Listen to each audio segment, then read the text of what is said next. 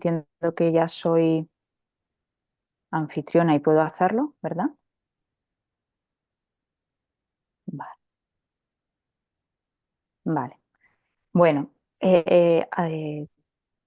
voy a explicar muy brevemente un poquito sobre mí, el trabajo que hago y que hacemos en la Universidad de Valencia, donde trabajo, y después os explico brevemente cómo pretendo estructurar esta sesión para que estéis mejor situados y comenzamos.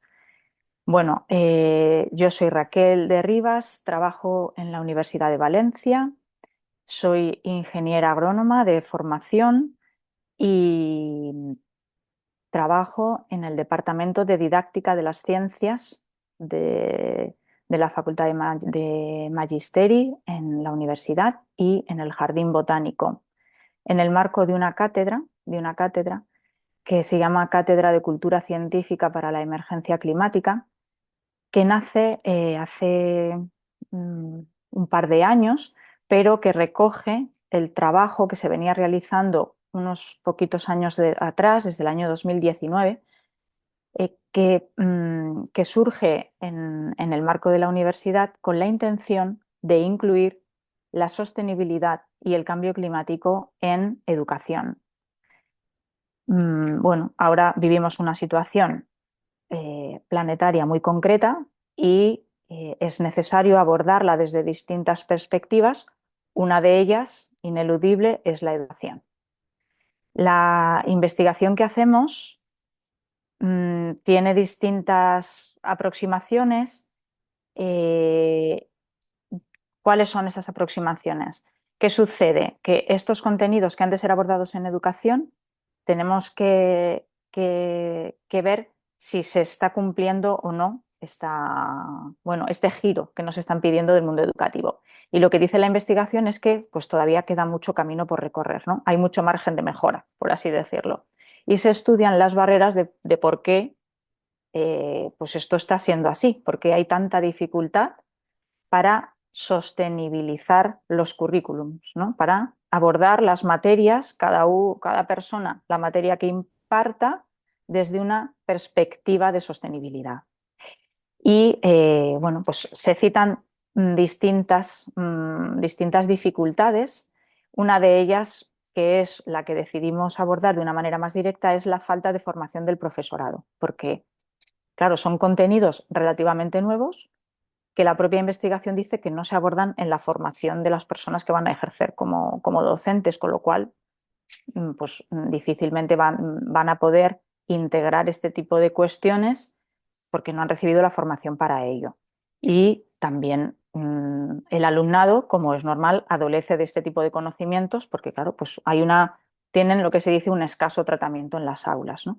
Con esa intención iniciamos un proyecto que ahora es cátedra y que trata de aportar valor en esta situación, a la investigación que dice cómo deberíamos hacer estas cosas, y también hacemos intervenciones directas con profesorado, tratando bueno, de hacer esa formación mediante trabajos colaborativos, porque quien conoce la realidad de las aulas es quien está en ellas, ¿no? Y desde nuestro grupo lo que pretendemos es pues aportar esos conocimientos, esas competencias en sostenibilidad que se necesitan para poder, como se dice, ponerse las gafas de la sostenibilidad cuando yo voy a impartir la materia que me corresponda.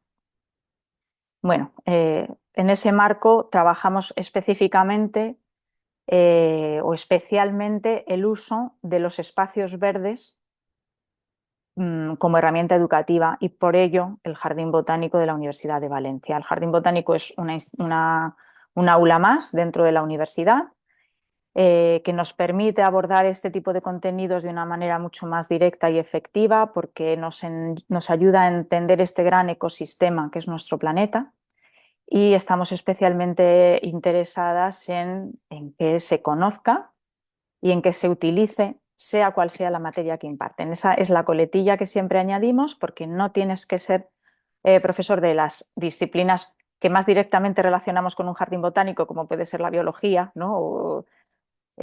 invitamos a venir al jardín y a descubrir el potencial que tiene si impartes matemáticas, si impartes historia, si impartes arte, filosofía, en fin, son múltiples las posibilidades que tiene. Por lo tanto, quiero empezar también invitándoos a que utilicéis el Jardín Botánico de la Universidad de Valencia como recurso en vuestras programaciones didácticas y que contáis con nuestro apoyo para ello. Bien, dicho esto, os cuento cómo vamos a estructurar esta sesión. Se divide en 3 bloques. El primer bloque voy a hablar del contexto planetario en el cual estamos educando hoy en día. Brevemente, ¿qué es esto de la sostenibilidad? ¿Cuándo surge y por qué? Después, en segundo lugar, entraré a hablar de cambio climático y haré un repaso de cuáles son las concepciones básicas sobre cambio climático que la propia investigación apunta y desde nuestro grupo hemos corroborado que existen serias dificultades para entender qué es esto del cambio climático. Luego, si no terminamos de entender bien qué sucede, difícilmente vamos a hacer lo que corresponde, ¿no? Si no estoy bien situado ante un problema, difícilmente voy a tomar unas decisiones que vayan orientadas a resolver o a matizar ese problema, ¿no? Y en tercer lugar, hablaremos de qué dice la investigación que tenemos que tener en cuenta cuando abordamos el cambio climático en las aulas, ¿no? ¿Cuáles serían unas directrices muy generales, porque no nos da tiempo a entrar más, pero sí comentar algo de lo que dice la investigación que tenemos que tener en cuenta cuando en un aula pretendemos trabajar el cambio climático? ¿De acuerdo? Bueno, pues me encantaría poder explicaros esto en persona. No me gusta nada el online porque no tenemos la posibilidad de interactuar, no hay intercambios visuales, pero bueno, vamos a hacer lo posible para que esto funcione de la mejor forma posible. Y si os parece, id tomando notas de cuestiones que pueden ir surgiendo cuando yo vaya hablando. Y la última parte de esta sesión la dedicamos a abrir los micrófonos y hacer ese intercambio de preguntas, comentarios, lo que os parezca bien compartir. ¿De acuerdo? Con lo cual confirmo con Gelsan que tenemos de 6 hasta las 8. ¿Es la hora prevista de finalización? Sí, vale. Bueno, pues de acuerdo, de acuerdo. Vale, pues tenemos tiempo creo, para no correr y para que podamos abordar distintas cuestiones y para que al final podamos abrir un micro y de una manera ordenada, pues podamos compartir un pequeño intercambio. ¿De acuerdo? Yo voy a minimizar las imágenes, con lo cual ni os veré ni podré leer el chat, así que si hay algo que me tengáis que decir, por favor, activar un micrófono porque cuando comparto pantalla yo solo veo mi pantalla. De acuerdo. Bien. Eh, pues voy a empezar, a ver si soy capaz de quitar una barra que tengo aquí que me molesta la visión. No sé si me podéis ayudar. Yo la barra de silenciar, de tener vídeo participantes, la tengo en medio de la pantalla. No sé si puedo arrastrarla o Nosotros no vemos quitarla. no vemos el PowerPoint, así que Vosotros no la veis, ¿verdad? Soy yo la que la veo en mi ordenador, efectivamente. Ujú. A ver si aquí la puedo ocultar. Ocultar panel de vídeo. Raquel, creo que hay unos puntitos Sí, donde es la manera de ver a los participantes. A ver, donde el modo de visión. A Entonces veure, yo creo que sí que la el puedes arrastrar a power la se veu derecha, bé. pero ella no lo sí, ve. sí, Ella no sí. lo Es ve para porque se mí, es para atraviesa. mí.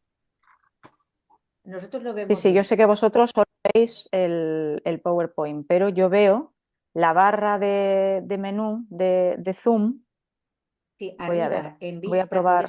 en vista, al lado de grabando, mira a ver si cambias la visión y entonces se te pone lateral o la puedes quitar.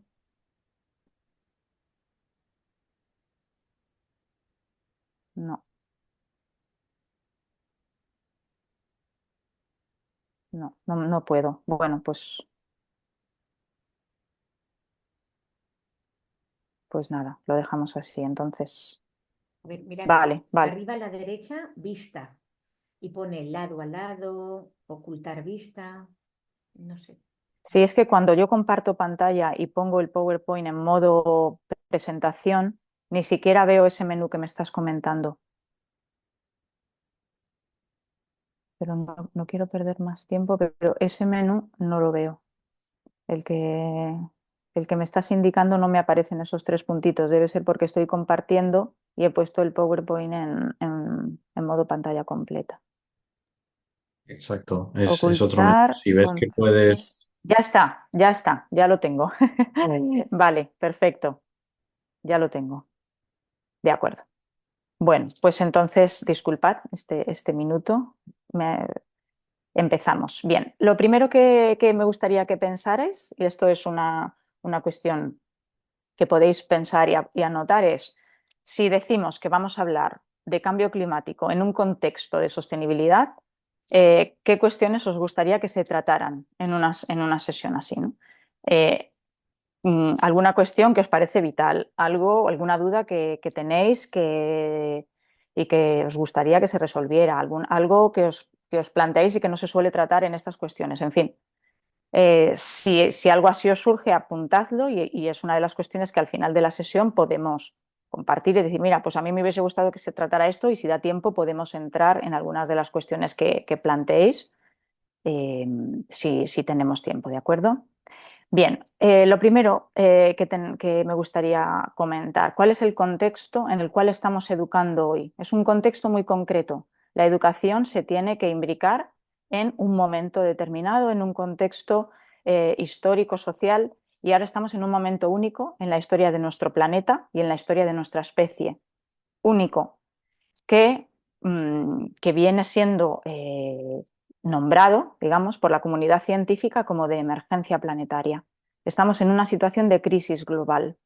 Y esta conclusión a la que llega la comunidad científica que son personas integradas en grupos de trabajo repartidas a lo largo y ancho de todo el planeta, coordinados en redes y trabajando mano a mano por conocer y por investigar y por compartir lo que está sucediendo, califican de crisis, de emergencia. La comunidad científica, a mí me gusta hacer siempre un inciso, son grupos de personas que trabajan para ayudarnos a entender qué es lo que está sucediendo y generando conocimiento que ponen a disposición de la sociedad para mejorar. La ciencia es una actividad que genera conocimiento, conocimiento que se comparte. Eso es ciencia, si no, no es ciencia. Si no se comparte en función de los intereses que yo tengo o en función de las conclusiones a las que llego, entonces no es ciencia. La ciencia comparte las conclusiones a las que llega, sean las que sean, ¿no? Esa es una cuestión importantísima, porque es una fuente de conocimiento real y veraz, que es imprescindible en educación, ¿no? Recurrir a la información científica. Bien, las personas que están tratando de poner nombre a estos problemas que estamos enfrentando y de explicarlos bien, nos dice que vivimos una crisis socioambiental. Esta palabra está formada por la combinación de dos, ¿no? Hay quien dice que no sería necesario, que con decir crisis ambiental estaríamos incluidos todos, todas las especies que habitamos este planeta y el planeta en sí. Pero hay quien insiste en añadir la palabra social para que no tengamos ninguna duda de la implicación del ser humano en esta crisis, como parte del problema, desde luego como quien lo está generando, pero también quien lo está sufriendo, ¿no? Esta serie, voy a ir para atrás un momento, esta conclusión a la que se llega de que estamos en una crisis, que vivimos una crisis, es así porque dicen que vivimos una serie de problemáticas, de desequilibrios ecológicos y sociales, ¿no? Una serie de problemáticas que conviven ahora mismo en nuestro planeta, eh, todas ellas graves, todas ellas urgentes y de amplias dimensiones. Entonces, ¿qué problemáticas son estas? ¿Cuáles son estas problemáticas a las que nos enfrentamos?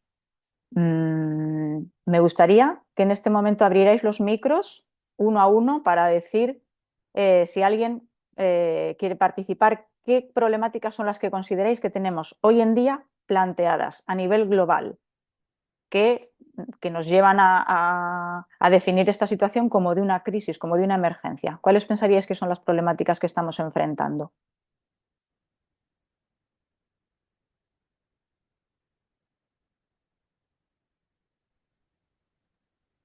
A mi se me n'ocorren vàries, com desertificació, escassez d'aigua. Vale, la desertificación y la escasez de agua las vamos a meter en el cajón de una problemática que es el cambio climático, porque son consecuencias del cambio climático. Así que bien, ya ha salido una problemática que sería cambio climático y consecuencias como las que habéis nombrado. ¿Alguna cuestión más? Por El ejemplo, la plástico. pérdida. Uy, perdón. El plástico. El plástico lo vamos a meter dentro del cajón de la contaminación en todas sus formas. Contaminamos, generamos residuos como consecuencia de nuestras actividades, residuos que van a la atmósfera, que van al suelo o que van al agua. Y en unas cantidades ingentes que nos están generando problemas muy graves. ¿De acuerdo? Entonces, los plásticos entran dentro de la contaminación, otra de las graves crisis. Muy bien. Más cuestiones. Yo diría el consumo masivo y la producción exagerada y Muy bien. desorbitada, que Muy está bien. generando mucha contaminación. ¿Mucha contaminación, has dicho? Sí, sí, el exceso de Sí, o sea, generamos mucha basura porque desechamos rápidamente lo que no necesitamos sí, la y lo volvemos contaminación a comprar. la hemos Pues, nombrado. perdón. Sí, la contaminación la teníamos ya nombrada y tú has nombrado una cuestión importantísima que es el consumo desmesurado, el derroche. Y Ujú. como consecuencia de ese consumo y de ese derroche, contaminación y muchas otras problemáticas. Muy bien. Más Ujú. cuestiones. Sí, La la mano pérdida levantada. de biodiversidad, ¿no? De ecosistemas.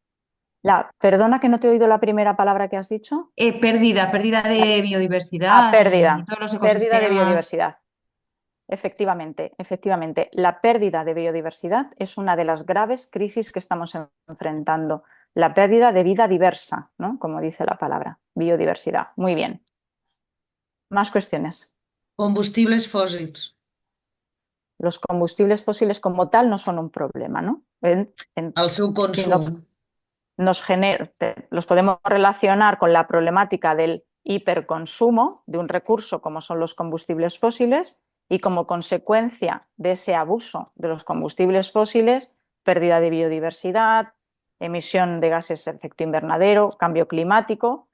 Luego, digamos que los combustibles fósiles se relacionan con distintas problemáticas, pérdida de biodiversidad, cambio climático.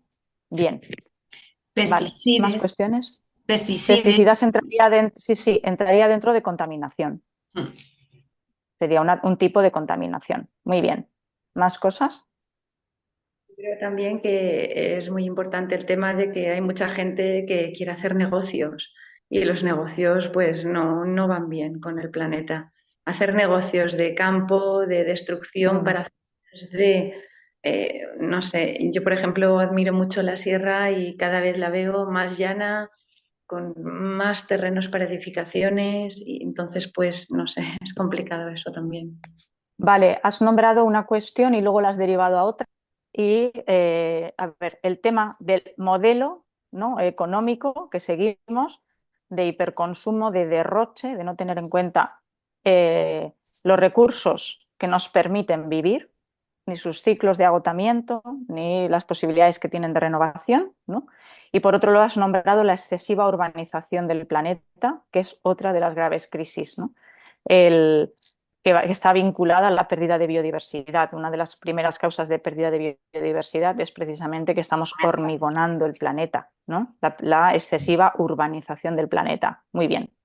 Yo os voy cogiendo y lo voy ordenando, ¿de acuerdo? Porque tenemos ideas, pero tenemos que tener claro cuáles son las problemáticas que estamos globales, donde se van insertando como causas, como consecuencias, como derivadas, todas estas ideas que vamos teniendo. Muy bien. ¿Más cuestiones? En el chat, por ejemplo, han puesto exceso de consumo de recursos, pobreza, generación excesiva Vale, de residuos. el exceso de consumo, el hiperconsumo, ya lo habíamos nombrado, y has nombrado otra cuestión que es la pobreza. La pobreza es otra de las graves crisis, quizá la que más nos debería, bueno, no sé qué palabra utilizar, afectar, que es la desigualdad, ¿no? Las graves desigualdades entre grupos de población, como tenemos unas circunstancias muy distintas. Antes estaban más vinculadas a ciertas zonas geográficas, no sé, se hablaba más de norte, de sur. Ahora hay ricos, tremendamente ricos por todo el planeta y pobres, tremendamente pobres por todo el planeta. Es decir, vivimos una situación muy injusta por la desigualdad. Muy bien. ¿Más cuestiones? En el chat seguimos teniendo generación excesiva de residuos, deforestación. Sí, esas cuestiones ya las hemos mencionado. Contaminación y la deforestación como pérdida de biodiversidad.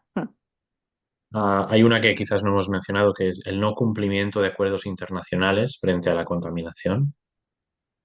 Falta de compromiso Bueno, claro, político.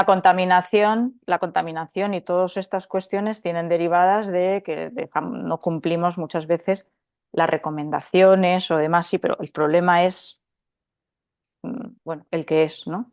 En este caso, has nombrado la Bien. contaminación, los compromisos que adquirimos, sí, o sea, la falta eh,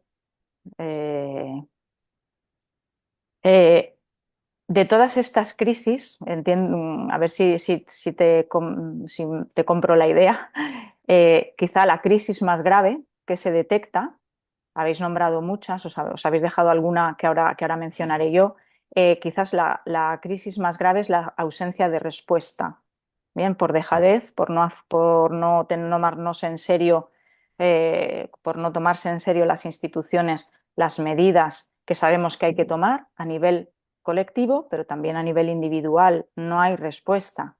Estamos en una emergencia y no estamos reaccionando ni como sociedad, ni como individuos, ni como instituciones a nivel político, normativo, económico. No estamos reaccionando, ¿no? Y es quizá la crisis más difícil de entender, ¿no? Y más grave, que también existe investigación que trata de dar respuesta a por qué no estamos reaccionando, ¿no? Que es quizá una de las cuestiones más no sé, más complicadas de explicar, ¿no? Mirad, a ver, hay veces que se me bloquea. Ahora, veréis, habéis nombrado la excesiva, el excesivo consumo, vaya por Dios, el excesivo consumo de recursos, el derroche absoluto de recursos naturales como consecuencia del consumo excesivo de bienes y servicios no esenciales. Habéis nombrado las graves desigualdades sociales, la contaminación en todas sus formas, el cambio climático, la excesiva urbanización del planeta, la pérdida de biodiversidad. Nos hemos dejado, no sé si estabais a punto de decirlas, los conflictos armados, las guerras que sangran nuestro planeta y que generan tanto sufrimiento. Una crisis olvidada y que generalmente no solemos mencionar, y es la pérdida de diversidad cultural. El hecho de que personas, generalmente minorías, que tratan de vivir de otra forma, cada vez lo tienen más difícil, porque estamos imponiendo un modo de vivir. La pérdida de este tipo de culturas es una señal de que no vamos bien, ¿no? Y otra de las graves crisis que estamos enfrentando es la superpoblación, el crecimiento excesivo de la población de una especie, que es la nuestra, el ser humano, que somos una auténtica plaga y que, ¿sabéis cuántos somos en este momento? ¿Cuántos habitantes tiene el planeta? Más de 8.500 millones, 9.000. todavía no tantos, pero vamos a llegar. Ahora mismo estamos en 8.000 millones, 8.200 millones de personas. Es decir, 8.200 millones de personas necesitando alimentarse, vestirse, desplazándose, consumiendo, ¿no? Esa es otro de los resortes, ¿no?, que está originando todo esto. Todas estas cuestiones que estamos nombrando se pueden ordenar en lo que son problemáticas en sí y lo que son resortes que están contribuyendo sobre todo a estas problemáticas, ¿no? El crecimiento de la población, que no deja de crecer, que no deja de consumir, en el que la brecha entre ricos y pobres es cada vez más amplia, ¿no? Estas cuestiones, desde luego que forman parte de otras cuestiones que no son solo ambientales, ¿verdad? Que por eso metemos la variable social. No podemos hablar ya de crisis ambientales sin considerar que el ser humano no tiene nada que ver en todo esto. Bien, si yo os pregunto de todas estas problemáticas que mencionamos, de este mapa, de esta crisis global, ¿cuál de estas problemáticas es la más grave, la más urgente, la que primero deberíamos enfrentar, la que debería ser prioritaria absolutamente? ¿Tenéis alguna idea?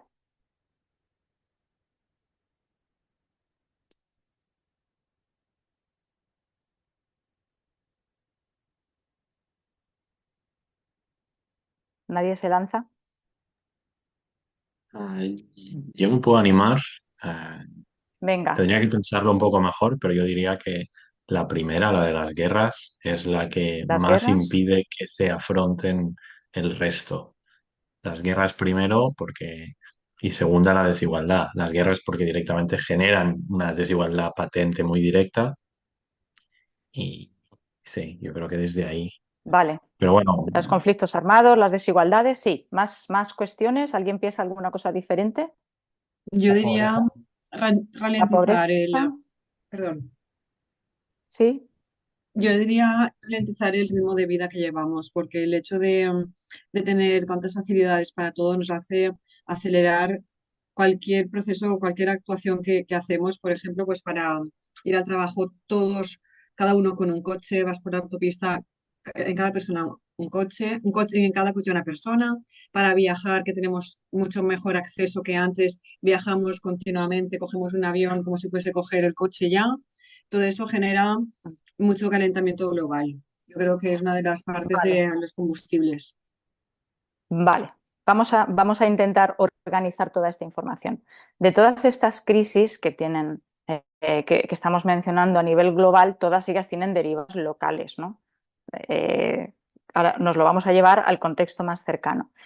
La idea que yo pretendía preguntaros es, cuando oímos estas problemáticas, en realidad no son problemáticas distintas, no son problemáticas aisladas, independientes, autónomas, son caras de una misma moneda.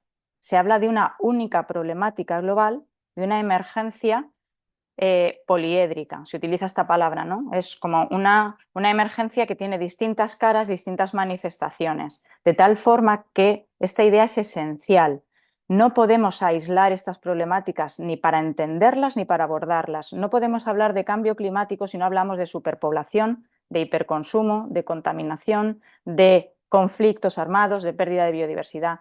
Hablar de una de ellas es hablar de todas ellas y de las vinculaciones que entre sí mantienen. ¿De acuerdo?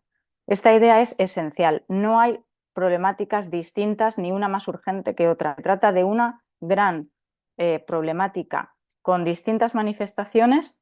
Se trata de problemáticas íntimamente vinculadas entre sí y que se potencian mutuamente, ¿no? Al ir mencionándolas, yo he ido dando pistas. Efectivamente, todo está relacionado, ¿no? El cambio climático es una problemática que no se puede tratar si no hablamos de todas las demás. Si queremos abordar la biodiversidad y su pérdida, no podemos hacerlo si no mencionamos todas las demás. ¿Se entiende esta idea? Es fundamental, ¿de acuerdo? Se trata de graves problemáticas relacionadas entre sí y que se potencian mutuamente. De tal manera que si yo muevo un resorte, se mueven todos porque están íntimamente vinculados. Bien, ¿qué se nos pide ante esta situación? Ante esta situación global, ante ante este mapa que hemos dibujado de graves problemáticas que conviven y que coexisten en este momento de nuestra historia, se nos pide una visión glocal. ¿Qué es glocal? Glocal es una palabra que está formada por las sílabas de dos palabras, a la vez global y a la vez local. ¿Qué significa esto? No sé si habéis oído esta palabra, se la han apropiado ahora incluso empresas en sus logos y en cuestiones de marketing, pero la visión glocal surge en este contexto. Y lo que nos viene a decir es, tenemos que tener una visión amplia, global, de 360 grados, holística, que significa lo mismo, de todo lo que sucede. Tenemos que echarnos hacia atrás, ¿no?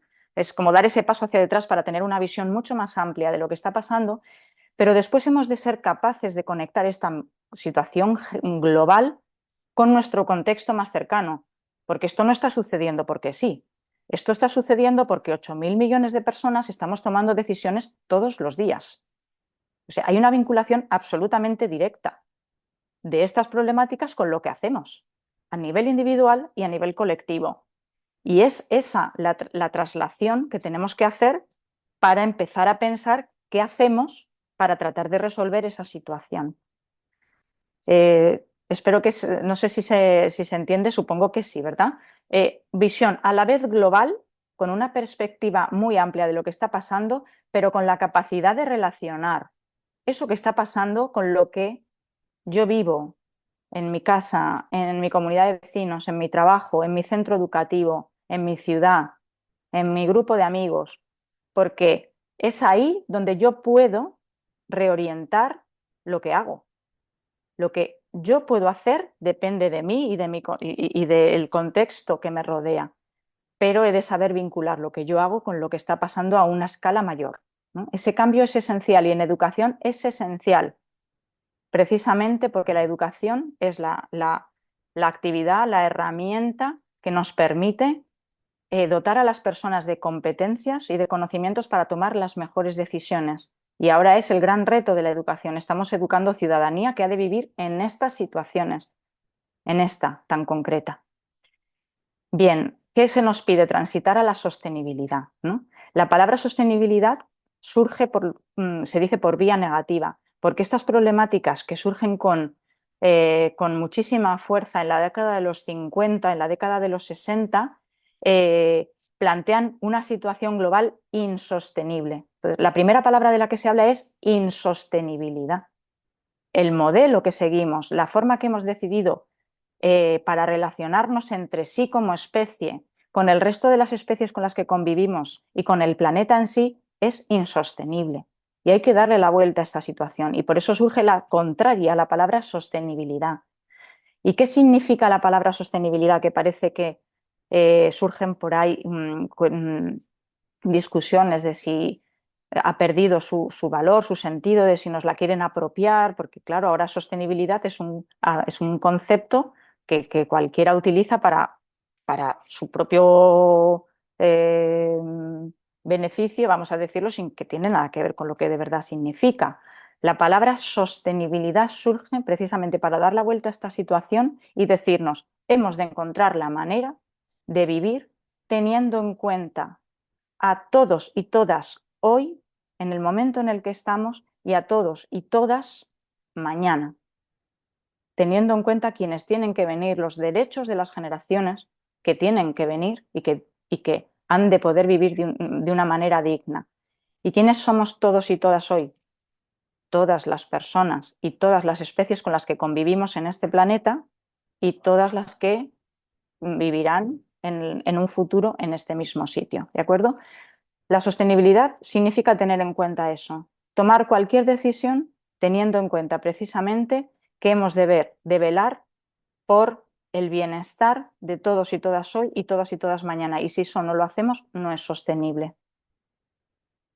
Bien, ¿qué pasa? Que en este contexto global en el que surgen estas problemáticas y surgen muchas voces de denuncia de la insostenibilidad de ese modelo que habíamos adoptado, se han celebrado una serie de cumbres internacionales que han tratado de dar respuesta, de dar respuesta, de poner nombre a los problemas y de ir señalando la dirección a la cual deberíamos caminar, ¿de acuerdo? El primero de los informes que se toma como referencia, en el que por primera vez aparece el término desarrollo sostenible, que después ha evolucionado a sostenibilidad, es el informe Brundtland, que se redacta por encargo de Naciones Unidas en el año 1987. Se conoce como informe Brundtland porque la persona que coordina el grupo de expertos que redactan este informe se apellidaba así. Brundtland es una mujer, todavía vive, pero fue primera ministra de Noruega. Marca un punto de inflexión. ¿En qué sentido? En que las agendas internacionales hasta ese momento se habían únicamente incluido cuestiones puramente económicas, ¿no? Cuando había cumbres de países, cuando había reuniones, se juntaban fundamentalmente para hablar de temas de dinero, ¿no? De temas económicos. Y por primera vez entran en juego este tipo de cuestiones y se dejan oír esas voces que denuncian la insostenibilidad del modelo que estamos adoptando. Este informe, Brundtland, os lo recomiendo, es una herramienta didáctica maravillosa, se lee muy bien y podéis coger partes de él porque está tan vigente y tan actual como cuando se redactó, a pesar de que ya hace unas cuantas décadas, y es la primera referencia que tenemos y que tomamos como bueno, el documento que de verdad trata de definir en qué situación estamos y hacia dónde deberíamos caminar. A partir de este año, del año 87, se siguen celebrando cumbres, cumbres internacionales. Os sonará la cumbre de Río en el año 92, la Declaración del Milenio, la cumbre de Johannesburgo, Río +20. Son en definitiva intentos a nivel institucional internacional de dar respuesta a esta situación.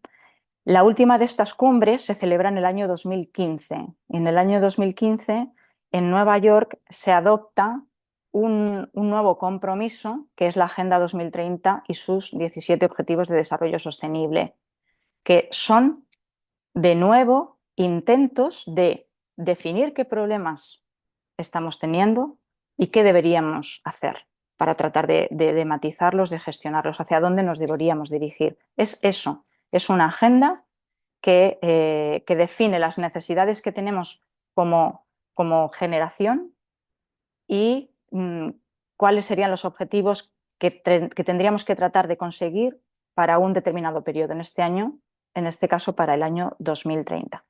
Nos encontramos a mitad, más o menos, del periodo de vigencia de esta Agenda 2030 y bueno, pues los cumplimientos de momento son muy mejorables, no vamos bien. La mayor parte de los objetivos de desarrollo sostenible están lejos de llegar a cumplirse, lejos de llegar a cumplirse. El informe Brundtland que os he mencionado comienza diciendo algo así, ¿no?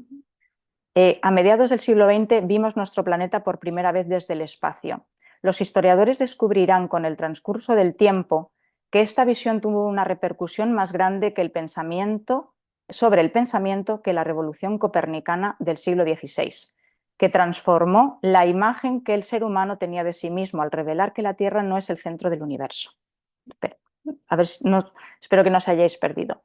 El informe Brundtland empieza diciendo que cuando vemos por primera vez la Tierra, nuestro planeta, desde el espacio, sucede a mitad del siglo XX, y que la visión que tuvimos, o sea, la primera vez que vimos nuestro planeta desde fuera, esa visión tuvo una repercusión sobre el pensamiento humano mucho más grande que la revolución copernicana del siglo XVI, que es cuando se adopta el modelo heliocéntrico, después de haber estado durante 20 siglos pensando que la Tierra era el centro del universo, ¿no? El modelo geocéntrico. Y este hecho que destaca el informe Brundtland en su origen menciona precisamente lo que se conoce como efecto perspectiva. Hasta ese momento habíamos vivido como si el planeta no tuviera límites, como si los recursos fueran infinitos, como si el planeta fuese a soportar todo lo que vamos a hacer, y en ese momento vemos nuestro planeta desde fuera, por eso tenemos lo que se llama ese efecto perspectiva, y vemos una pequeña bolita azul ahí en el medio de la nada, y nos damos cuenta de que efectivamente el planeta tiene límites. Fue como un golpe de realidad, ¿no? de ver la vulnerabilidad del medio que sustenta nuestra vida y que si nos lo proponemos, desde luego que nos lo vamos a cargar, ¿no? Y termina diciendo, la incapacidad humana, bueno, vemos vemos desde el espacio una esfera pequeña y frágil dominada no por la actividad y las obras humanas, sino por un conjunto de nieves, océanos, espacios verdes y tierras. La incapacidad humana de encuadrar sus actividades en este conjunto está modificando fundamentalmente el sistema planetario. Muchas de esas modificaciones están acompañadas de riesgos que amenazan la vida. Esta nueva realidad, que es imposible eludir, debe ser reconocida y dominada.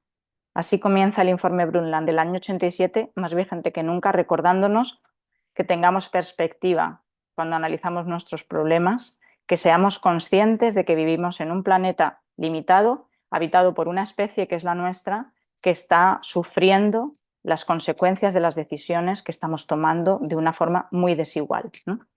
¿Queréis, por curiosidad, ver la foto a la que hace referencia? Es esta. Esta es la primera foto que existe del planeta, desde fuera del planeta.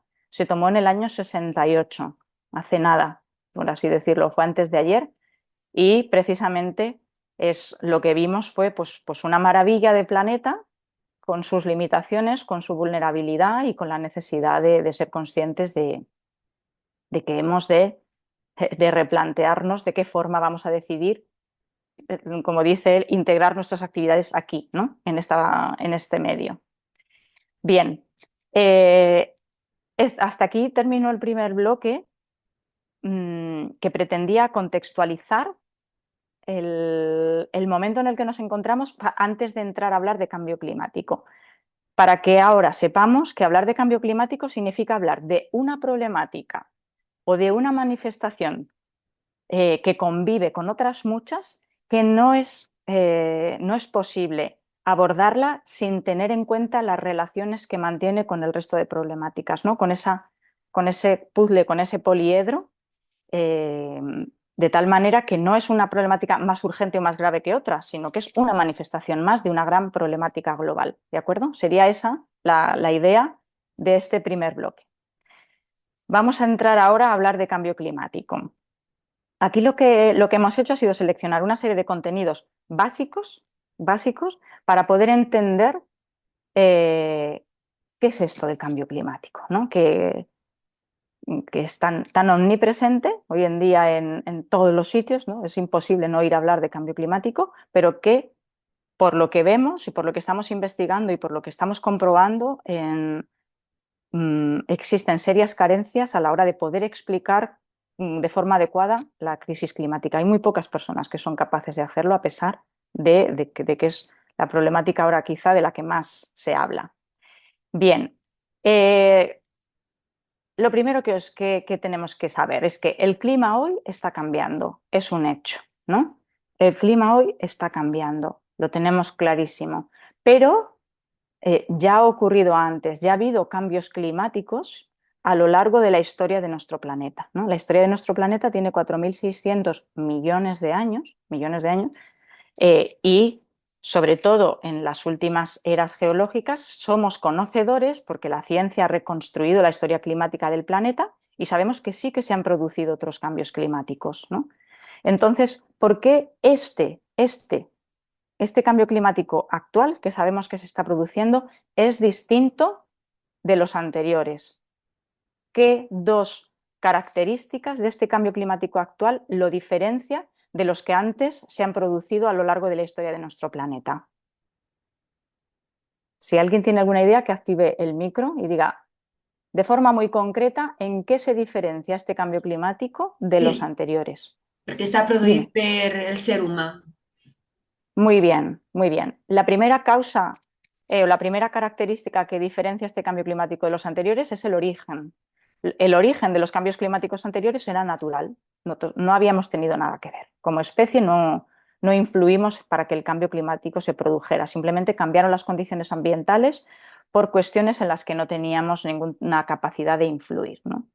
En este caso, en el cambio climático actual, el origen es la actividad del ser humano, nuestra actividad. Las consecuencias de nuestra actividad son la causa del cambio climático actual. Por eso se dice que es un cambio climático antrópico, no natural, antrópico, de causas antrópicas. Muy bien. La segunda característica que diferencia este cambio climático de los anteriores. Que este va en aumento, que va acelerado, que no va a parar. O que es más rápido. Exacto, exacto. Lo estabas diciendo de una forma un poco confusa. Es un cambio climático acelerado que se está produciendo en muy poquito periodo de tiempo. Los cambios climáticos anteriores se produjeron, pero las condiciones ambientales cambiaban de una forma muy lenta y progresiva a lo largo de varios miles de años. Comenzaba o a subir la temperatura o a bajar, porque los cambios climáticos pueden ir dirigidos a un aumento o a una disminución de la temperatura media de ese momento, pero lo hacía de una forma muy progresiva, miles de años para que cambiase medio grado la temperatura media en superficie. Sin embargo, en el cambio climático actual, en menos de un siglo, la temperatura media del planeta está cambiando de una forma, vamos a decir, exponencial. ¿De acuerdo? Luego, cambio climático antrópico, no natural, y cambio climático acelerado. Luego, no es comparable, no tiene nada que ver con los cambios climáticos que se han producido a lo largo de la historia de nuestro planeta. Bien, la clave, la base científica para entender el cambio climático es el efecto invernadero. El efecto invernadero.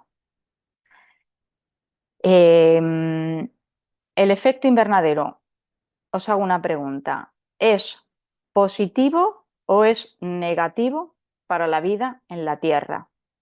Solo quiero que me contestéis o positivo o negativo. Positivo, necesario. ¿Vale? ¿Alguien tiene alguna otra? ¿Estáis todos de acuerdo? Y también es negativo en exceso. Vale, muy bien. Es una pregunta trampa. ¿En qué sentido? El cambio climático, el efecto invernadero no es ni positivo ni es negativo. Es esencial. Es esencial. Sin efecto invernadero no podría haber vida en la Tierra tal y como la conocemos.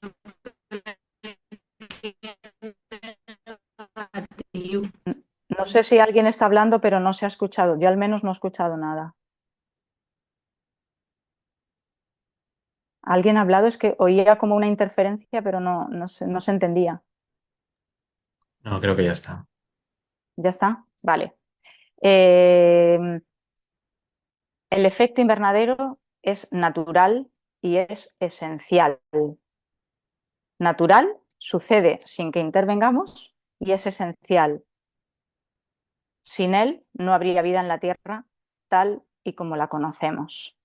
¿De acuerdo? Esto es muy importante porque uno de los errores conceptuales que detectamos en la ciudadanía en general, en alumnado y en profesorado, es que identifican el efecto invernadero con algo negativo, con un problema. Y hay que situar muy bien esta cuestión. Gracias al efecto invernadero, la temperatura media en superficie, se llama así, la temperatura media que tenemos en la biosfera, ¿no? En la zona habitable del planeta, es adecuada para la vida. Algo que no sucede ni en Venus ni en Marte, que están muy cerquita, ¿no? de la Tierra. ¿El efecto invernadero en qué consiste? En un proceso según el cual la radiación solar llega a la superficie de la Tierra. Parte de esta radiación solar es devuelta al espacio y parte de esta radiación es retenida en exactamente dónde. ¿Dónde es retenida esta radiación?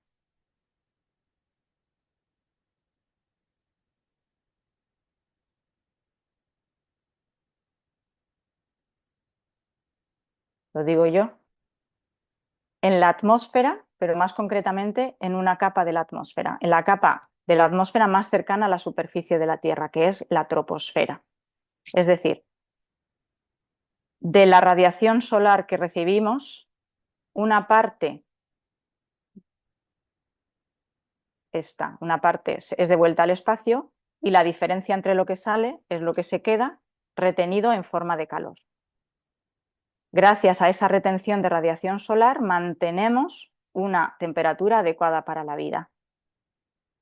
El hecho de que haya vida en la Tierra y no la haya en otros planetas del sistema solar no se debe a que estemos en una órbita determinada alrededor del Sol. Se debe a que tenemos el tipo preciso de atmósfera. El tipo preciso de atmósfera, que nos permite captar esa radiación que necesitamos, la justa y necesaria, de secuestrarla. Es como si echásemos una sabanita para no perder ese calor, para retenerlo y mantener una temperatura en superficie adecuada para la vida. Ese es el efecto invernadero, natural y esencial. ¿Qué radiación, en primer lugar, qué radiación solar es la implicada en el efecto invernadero? De las radiaciones que recibimos del Sol, ¿cuál es la implicada en el efecto invernadero?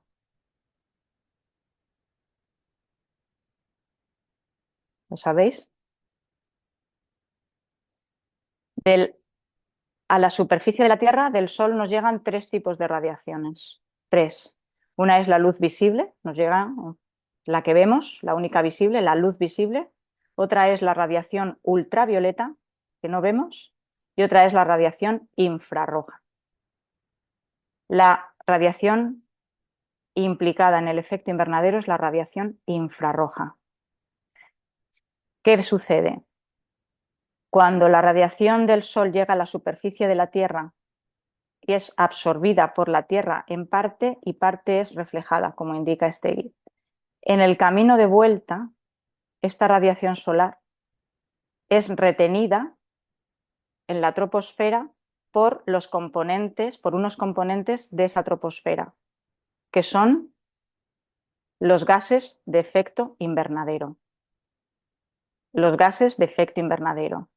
Por lo tanto, los gases de efecto invernadero son naturales y esenciales como el efecto que producen. El efecto invernadero. ¿Cuál es la composición de la troposfera? ¿Qué gases componen la troposfera? Lo sabemos gracias a Mecano. Esto se lo comentamos a los alumnos y como nacieron antes y no saben quién es Mecano, no tienen ni idea, ¿no? Pero sabemos que el aire que respiramos, que nos envuelve, está compuesto por una cantidad de oxígeno determinada, una cantidad de nitrógeno, una cantidad de argón y una cantidad que se denomina traza de gases de efecto invernadero. En la troposfera, esos gases de efecto invernadero, que se encuentran en una proporción de un 0,1%, son los encargados, son los responsables, son los únicos capaces de hacer este trabajo de retener la radiación infrarroja y mantenerla aquí, manteniendo una temperatura adecuada para la vida. ¿Pero qué sucede? Que los gases de efecto invernadero se encuentran en una determinada proporción porque captan, en función de la cantidad que existe de estos gases, una determinada cantidad de radiación infrarroja, de radiación calorífica. ¿Cuál es el problema? ¿Por qué se piensa que existe esa vinculación del efecto invernadero con algo negativo, con algo problemático? Porque lo que se está produciendo a día de hoy es un incremento del efecto invernadero, un incremento de algo esencial y que necesitamos para vivir. Es el origen del cambio climático. ¿Y dónde estamos interfiriendo en todo este proceso? Incrementando la cantidad de gases de efecto invernadero presentes en la troposfera.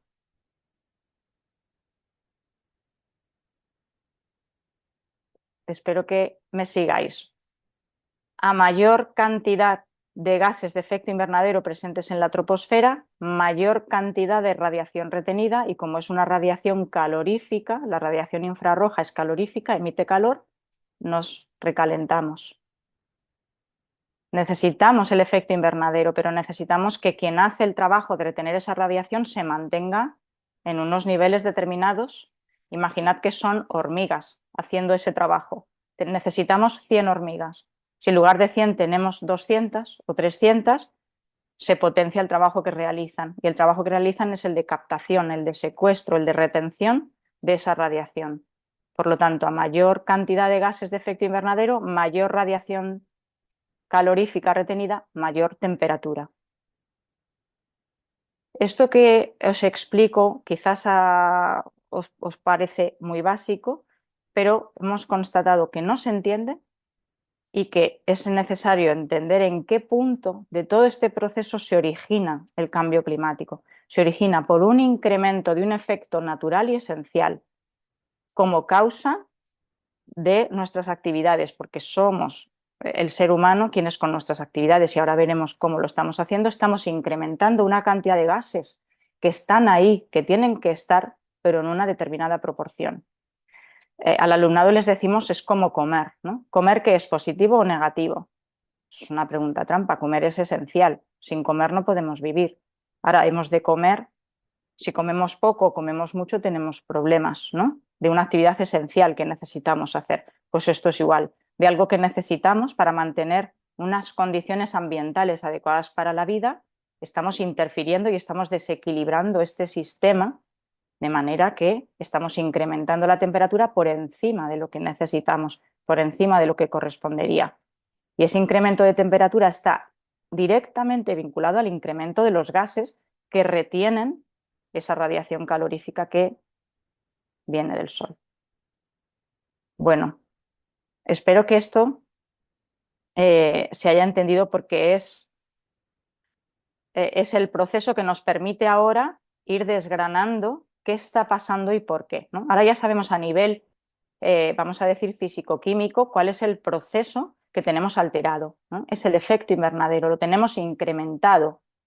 Un efecto natural y esencial lo tenemos incrementado como consecuencia del incremento de los gases de efecto invernadero, que son los gases implicados, que como el efecto invernadero son naturales y son esenciales, pero en una cierta cantidad. Bien, una pregunta. La capa de la atmósfera donde todo esto sucede, donde sucede la regulación climática, donde sucede el efecto invernadero, ya os he dicho que es la troposfera, que tiene una altura de 10-12 kilómetros. En la capa de aire más cercana a la superficie de la Tierra, de 10-12 kilómetros de altura, el Everest casi se sale de ahí, es ahí donde está sucediendo este efecto invernadero que marca la diferencia entre la vida en la Tierra tal y como la conocemos y lo que sucede en otros planetas vecinos que no tienen este tipo preciso de atmósfera, esta capacidad de regular esa radiación solar y retener la justa y necesaria. Si no tuviésemos la atmósfera que tenemos con esa troposfera, con esa cantidad de gases de efecto invernadero, la radiación que recibiríamos se devolvería al espacio y estaríamos congelados o retendríamos más de la que necesitamos y estaríamos cocidos, como les pasa en Venus, ¿no? Bien, os voy a poner una primera gráfica que es muy sencilla. Ya sabemos que el cambio climático actual es antrópico y es acelerado, y ya sabemos que el problema viene por el incremento del efecto invernadero como consecuencia del incremento de los gases implicados, ¿no? De los gases de efecto invernadero. Mirad, en esta gráfica tenemos representados en el eje de las X el tiempo. Este sería el momento actual, hace 100.000 años, hace 200.000, hace 300.000, ¿sí? Hasta hace 600.000 años llega esta gráfica. Y en el eje de las Y's tenemos la variación de la temperatura media en superficie. La temperatura media que tenemos en la Tierra en superficie es un valor que se calcula de una forma que vais a entender muy bien. La temperatura media del planeta de valor, como valor de referencia, es la media de las medias de distintos puntos del planeta. Es decir, se calcula la media en Nueva York, en Nueva Delhi, en el Polo Norte, en el Polo Sur, en Valencia, en todos estos puntos, y con todos esos valores se saca el valor medio. Ese valor medio, esa temperatura media que se toma como referencia es de 14 grados centígrados. De 14 grados centígrados. Es un valor medio de referencia. En Valencia la temperatura media es más alta, de 14. En Helsinki es más baja, pero la media de las medias de todo el planeta nos da ese valor de referencia que se toma calculado, se dice que es el valor de la época preindustrial, ¿no? Y corresponde con esta línea. Bien, como dato para que sepáis, sin efecto invernadero, la temperatura media del planeta sería de -18 grados centígrados. menos 18 grados centígrados, porque no tendríamos esa capacidad de secuestrar ese calorcito que necesitamos para que esta temperatura sea adecuada. En esta gráfica lo que nos muestra la comunidad científica es cómo ha variado esa temperatura media a lo largo de los últimos 600.000 años, ¿no? Y lo que vemos es que en efecto se han producido variaciones de la temperatura, es decir, ha habido otros cambios climáticos, ¿verdad? Se han producido variaciones. Si este es el valor medio tomado como referencia de 14 grados, pues ha habido periodos en los que la temperatura media ha estado más alta, han sido menos, pero la mayor parte del tiempo veis que ha estado por debajo. Bien, lo primero que nos muestra esta gráfica es que la temperatura media del planeta ha variado, se han producido otros cambios climáticos, de acuerdo, de acuerdo. Pero, como os decía antes, aunque en esta gráfica pintamos muy alegremente este fragmento, de aquí a aquí han pasado 100.000 años, es decir, para que se produjeran variaciones de más 1 grado, más 2, más 3, estamos hablando de que se necesitaban 20.000 años, ¿no? Que puede haber aquí, ¿de acuerdo? Son cambios graduales. A pesar de que veáis estos picos, tened en cuenta que en el eje de las X estamos representando entre esto y esto 100.000 años, ¿de acuerdo? Son cambios muy graduales. Esta gráfica se entiende, ¿verdad? Esta es un punto, este es otro, en el que la temperatura media del planeta era más bajita. Si estos son 14, pues aquí estábamos a 8 grados de temperatura media más o menos. Aquí lo que se marca son las glaciaciones, cuando la temperatura media del planeta era mucho más bajita y había zonas pues cubiertas completamente de hielo. Y este es el momento presente. Bien, voy a poner una segunda gráfica para que veáis a dónde quiero llegar. Esta es la gráfica de antes y ahora superponemos otra gráfica aquí. En el eje de las X seguimos manteniendo la variable tiempo, momento actual, y nos trasladamos al pasado. Y ahora en el eje de las Y lo que representamos es la variación en la concentración, en la cantidad de uno de los gases efecto invernadero más importante que existen, que es el CO2, el dióxido de carbono. ¿De acuerdo? ¿Qué nos muestra esta gráfica? Así, muy sencilla. Pues que también la concentración de CO2 en la troposfera, recordamos que es un gas de efecto invernadero que se encuentra en la troposfera, en la capa de aire que respiramos, también ha variado esa concentración a lo largo del tiempo, ¿eh? También ha variado. Si miráis esta gráfica y miráis esta, veis que estas gráficas se parecen, ¿verdad? Se parecen. ¿En qué sentido? Que cuando se producen incrementos en la concentración de CO2, la temperatura está más alta, ¿verdad? Y cuando las concentraciones de CO2 están más bajitas, ¿qué pasa con la temperatura? Que la temperatura disminuye. Lo que han tratado de explicar, bueno, lo que queda probado con estas gráficas es que hay una relación directa entre la concentración de CO2 de la troposfera y la temperatura media del planeta. Una relación directa. Cuando la concentración de CO2 sube, la temperatura sube. Cuando la concentración de CO2 está más bajita, la temperatura está más baja, ¿no? Es una forma de explicar de forma química el efecto invernadero de una manera muy sencilla que todos podemos entender. La concentración de un gas efecto invernadero, en este caso el representado, determina la temperatura media del planeta. Esa sería la conclusión. La concentración de este gas efecto invernadero representado aquí ha sido determinante de los valores de la temperatura media del planeta. Han ido variando a la par. Subía la concentración de CO2, subía la temperatura. Bajaba la concentración, bajaba la temperatura. A mayor concentración de CO2, mayor retención de radiación infrarroja, mayor temperatura. Es una relación directa. ¿Qué pasa aquí, en el momento actual? A mediados del siglo XVIII, principios del siglo XIX, que lo que nos dice esta gráfica es que aquí se debería producir, ¿no?, una bajada del CO2, ¿veis? Siguiendo las tendencias, ha habido subidas, bajadas, subida, ahora tocaría que bajara. Bien, ¿qué valores merece la pena que recordéis? El CO2 en la historia que se ha logrado reconstruir. Ahora mismo ya hay gráficas disponibles que han reconstruido hasta hace 800.000 años. El CO2 se ha movido entre un máximo y un mínimo. ¿Veis? Que más o menos podemos trazar una línea por aquí y una línea por aquí. Bien, la concentración mínima de CO2 se encuentra en 180 partes por millón, más o menos. 180 partes por millón, es decir, de 1.000.000 de partículas de aire, 180 son de CO2. Vemos que es una concentración traza, está en muy pequeñas proporciones, pero justas y necesarias para que haga el trabajo que necesitamos. Y la concentración máxima de CO2 no ha superado las 280 partes por millón. 180 a 280, es fácil de retener. 180 mínimo, 280 partes por millón máximo.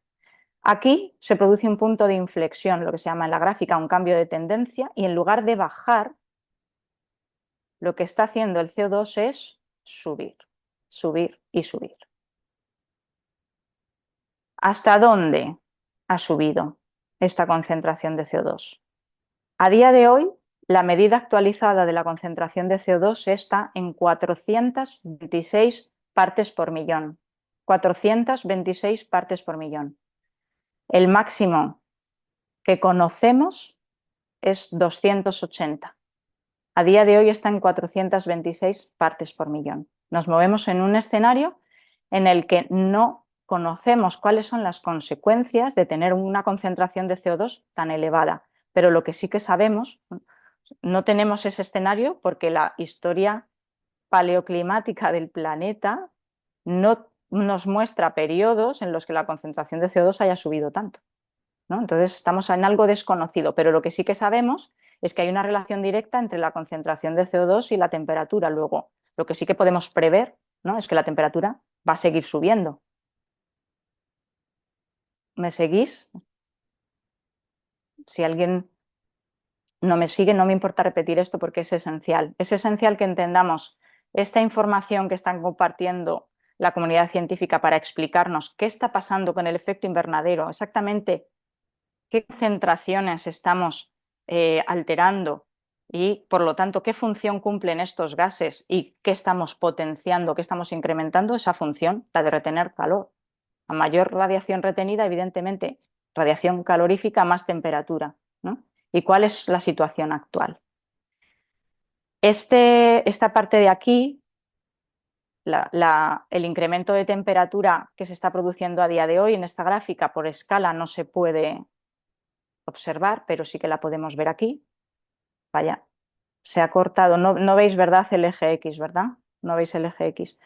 Bueno, la temperatura a día de hoy está aquí, mucho.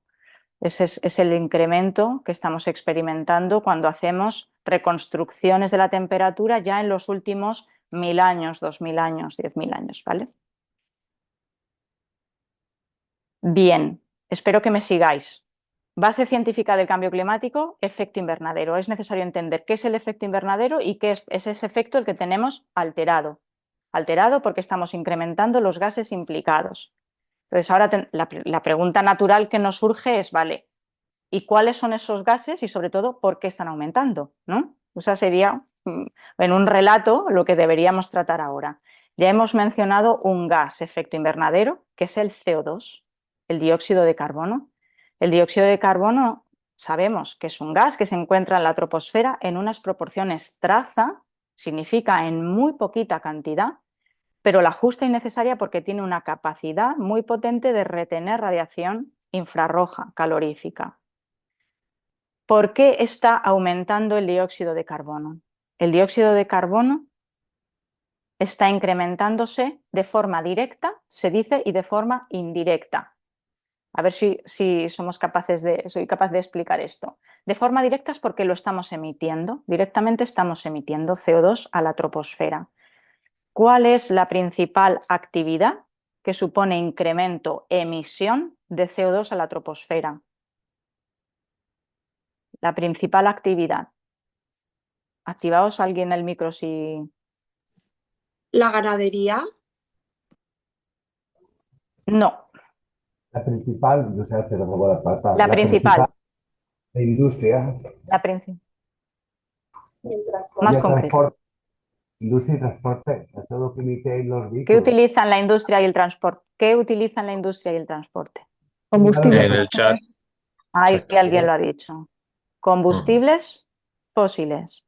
La primera causa y la principal por la que aumenta el dióxido de carbono en la troposfera es porque lo estamos emitiendo como consecuencia de la combustión de los combustibles fósiles. Después ya veremos para qué necesitamos toda esa combustión. Pero desgranando este relato, estamos incrementando el CO2, gas de efecto invernadero, porque lo estamos emitiendo. ¿Qué actividad exactamente emite CO2?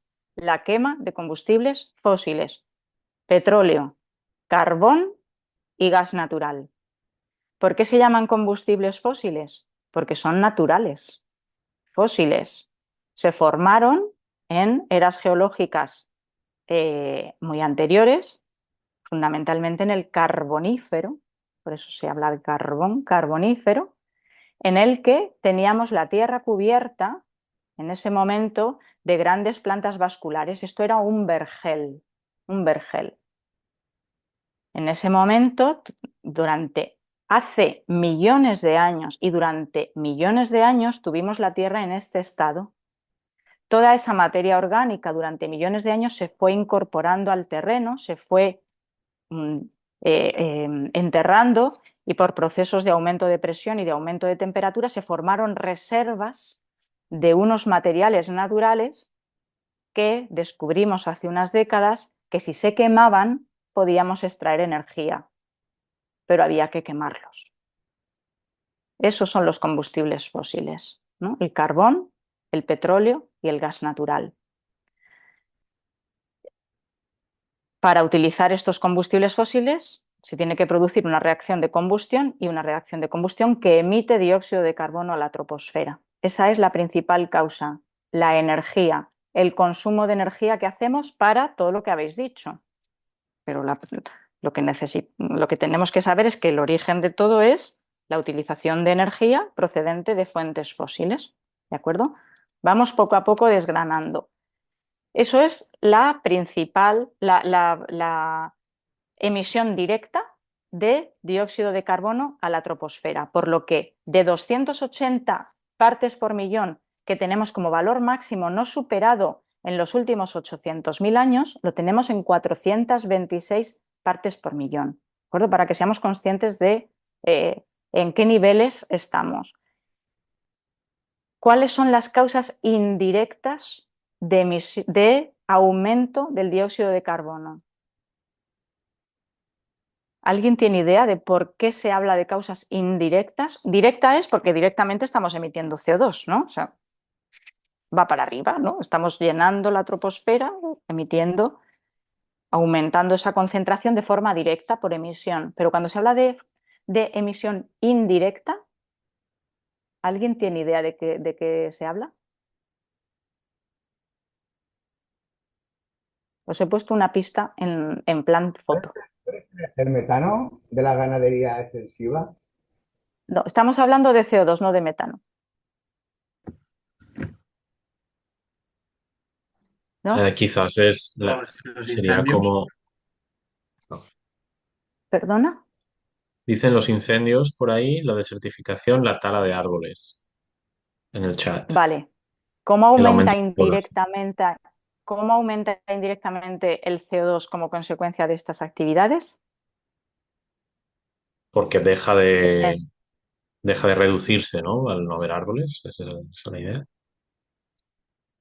La causa indirecta de aumento del CO2 es la degradación de los sistemas naturales que tenemos para utilizar ese CO2, para secuestrarlos.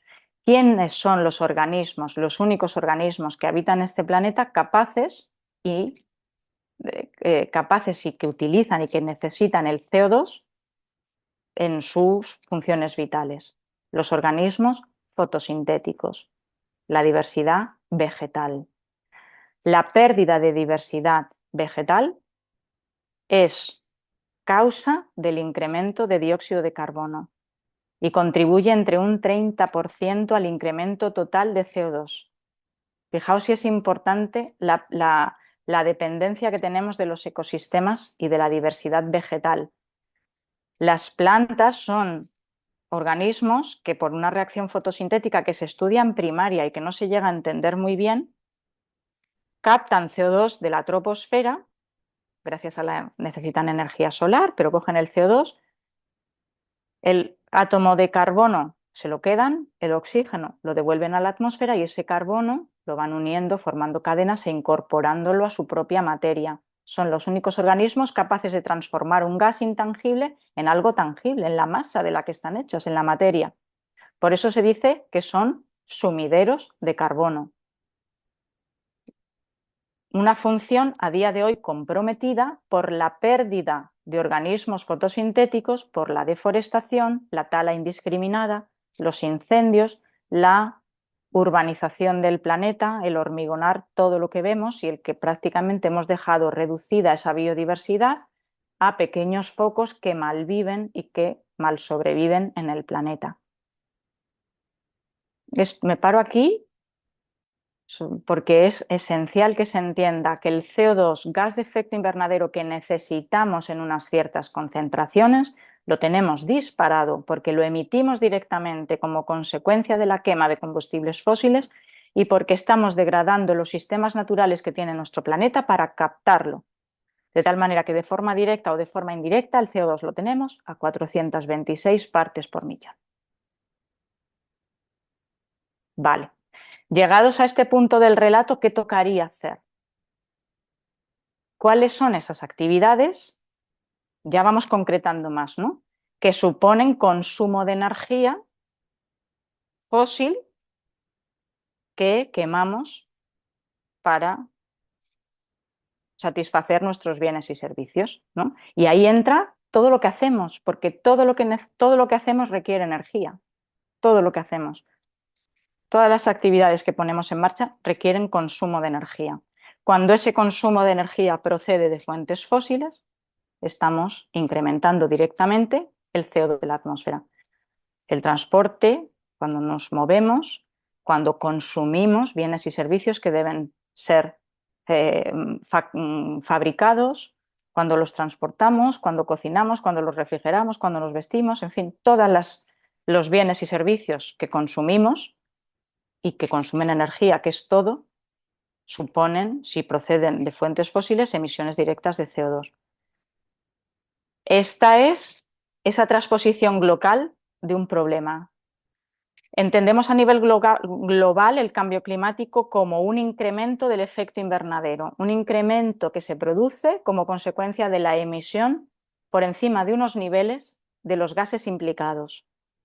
Bien, y ahora nos lo llevamos a nuestras decisiones. ¿Qué actividades, qué estamos haciendo que suponen estos cambios, estos procesos globales de cambio climático? Decisiones que tomamos día a día que suponen consumo de bienes y servicios, que es lo que debemos replantearnos, y la conservación de nuestros ecosistemas naturales. Bien.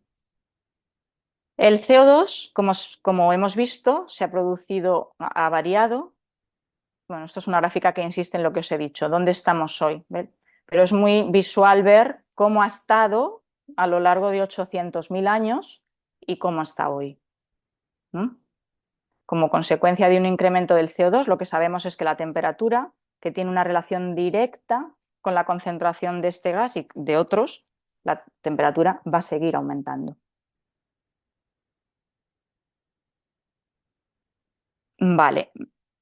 Voy a ver qué tiempo es y voy viendo dónde me paro. Vamos a ir al segundo gas de efecto invernadero en importancia. Ya lo tenéis aquí, el metano.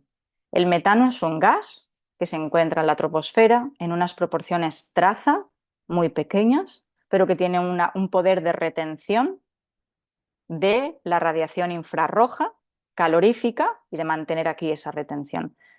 Si nos pasa como el CO2, el metano ha tenido unos valores históricos y a día de hoy esos valores históricos están disparados. ¿Por qué? Porque lo estamos emitiendo.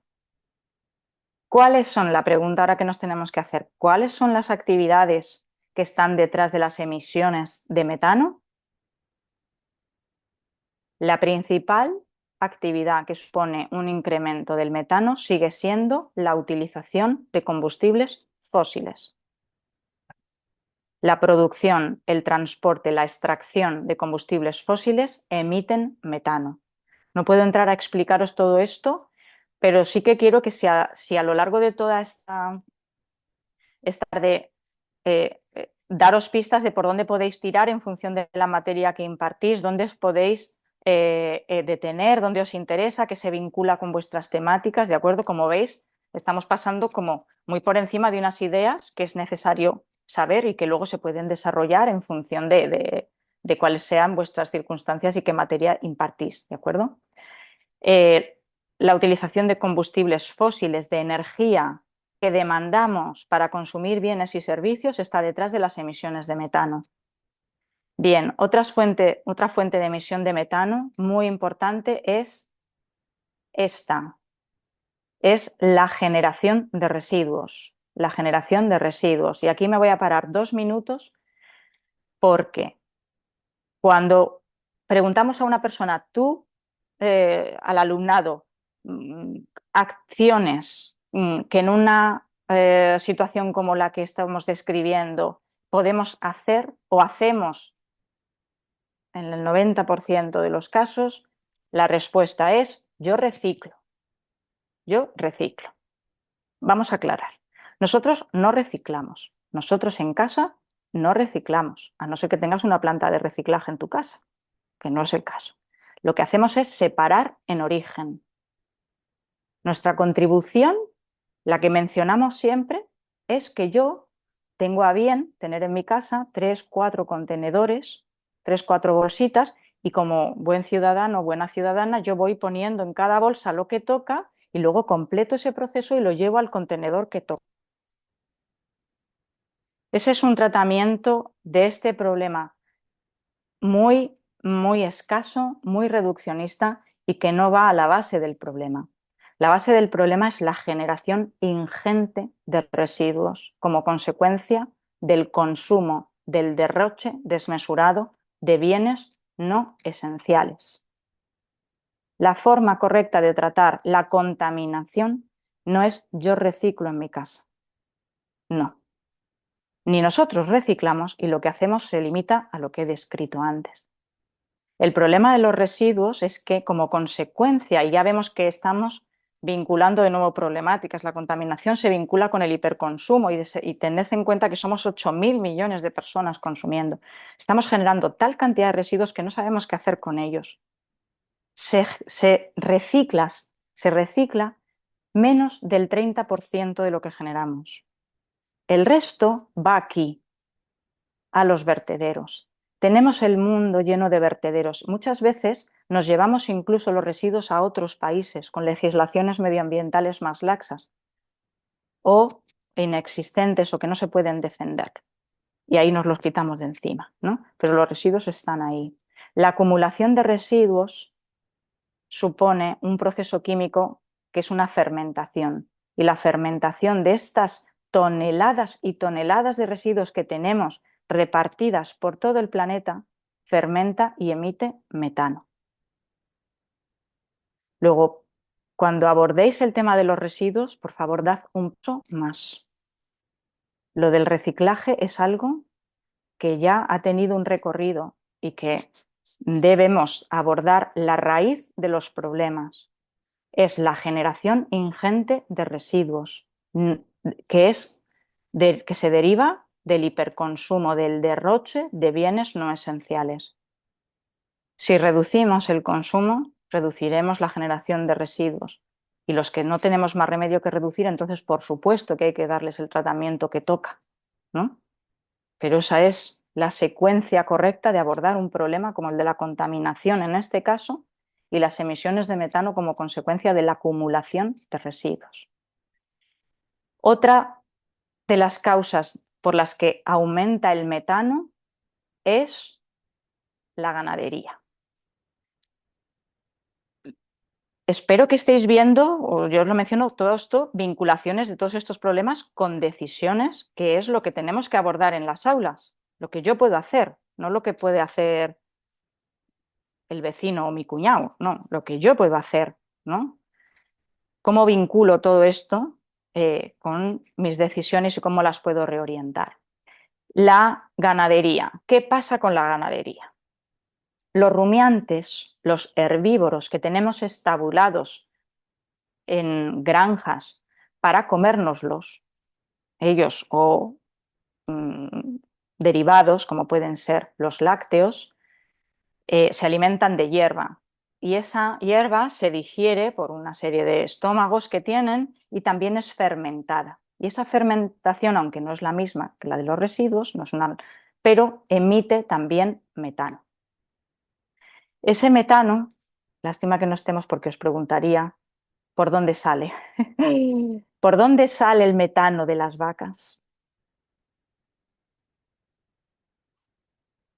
Bueno, os he dicho que no os lo iba a preguntar, os lo pregunto, pero voy a contestar yo. Sale por la boca.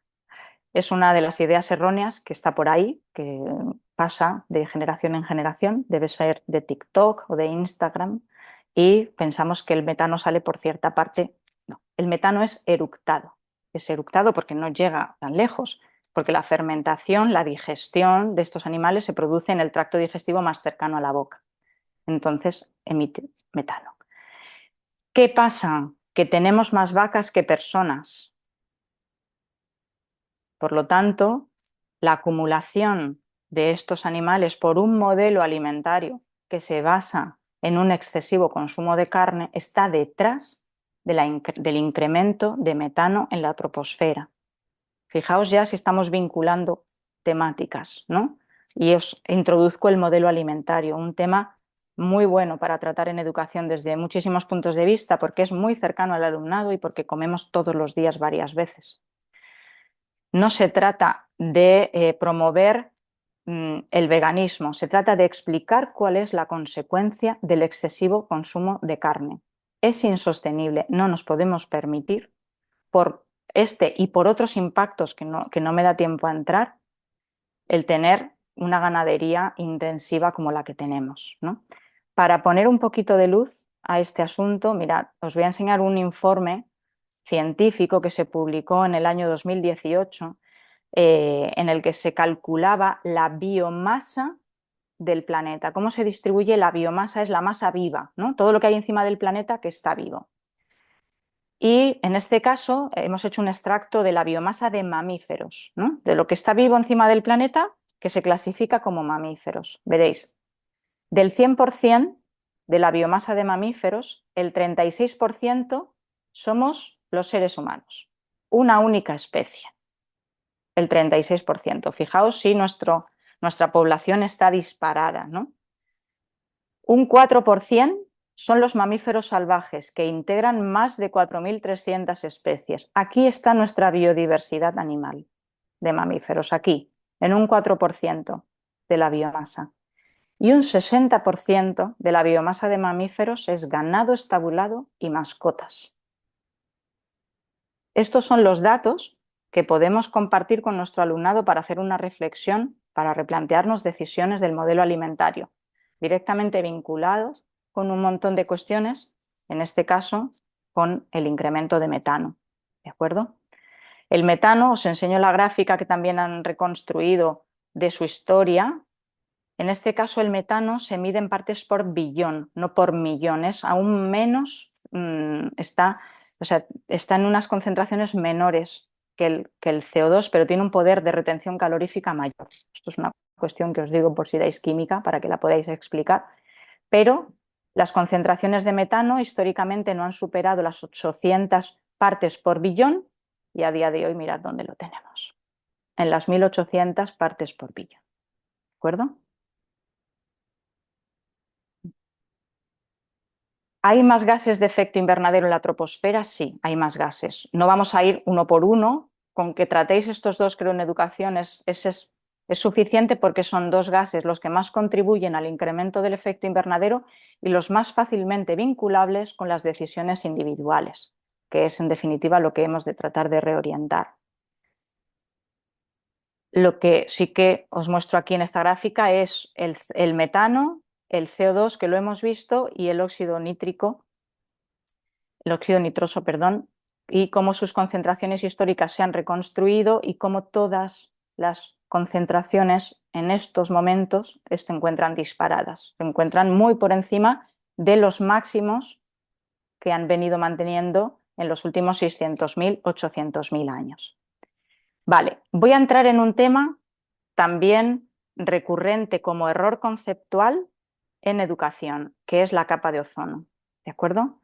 Existe entre un 65 y un 70% de la población en general y del alumnado y profesorado en particular que piensa que hay una relación directa, causal, entre la degradación de la capa de ozono y el cambio climático.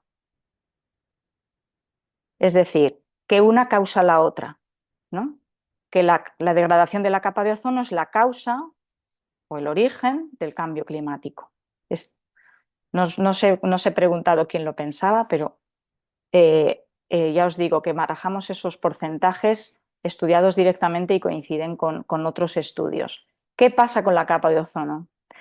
Todo esto que os estoy contando del efecto invernadero, de su incremento y de toda esta regulación climática, de lo que determina la temperatura media en superficie que disfrutamos, sucede en la primera capa de la atmósfera, que es la troposfera, que tiene 10-12 kilómetros. Por encima de la troposfera se encuentra otra capa de la atmósfera, que es la estratosfera. Se extiende desde que acaba la troposfera hasta más o menos los 50 kilómetros de altura. Bien, en esta capa hay una zona que tiene una concentración muy elevada de ozono. Esta es la llamada capa de ozono. Se encuentra, como veis, en una capa diferente de la que estamos mencionando y tiene una misión fundamental. No está relacionada con la regulación climática del planeta. Está relacionada con otra de las radiaciones que hemos mencionado. En el efecto invernadero está implicada la radiación infrarroja, en este caso vamos a hablar de radiación ultravioleta.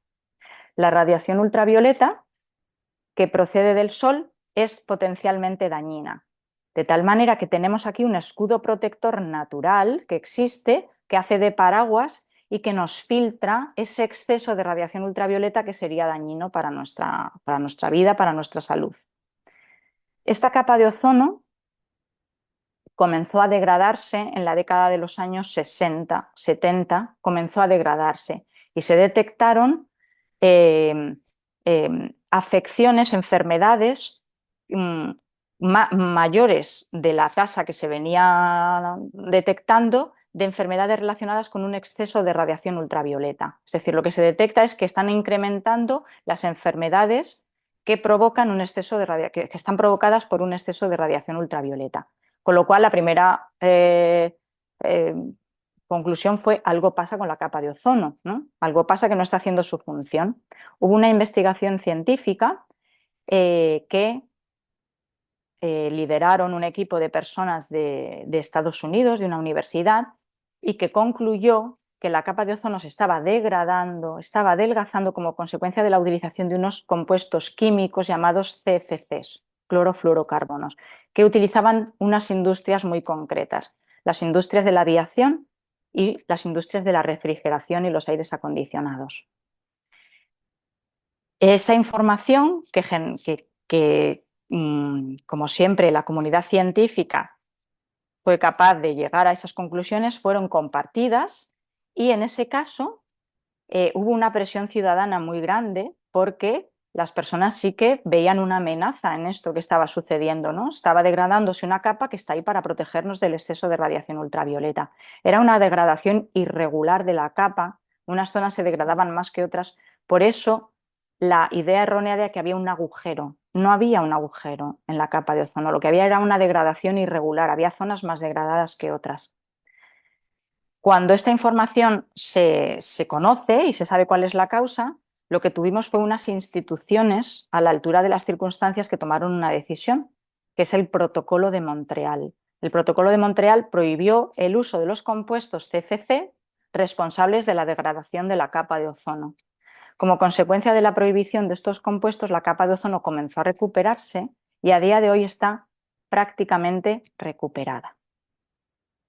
Luego, la capa de ozono y la problemática vinculada a ella no tiene ninguna relación causal con el cambio climático.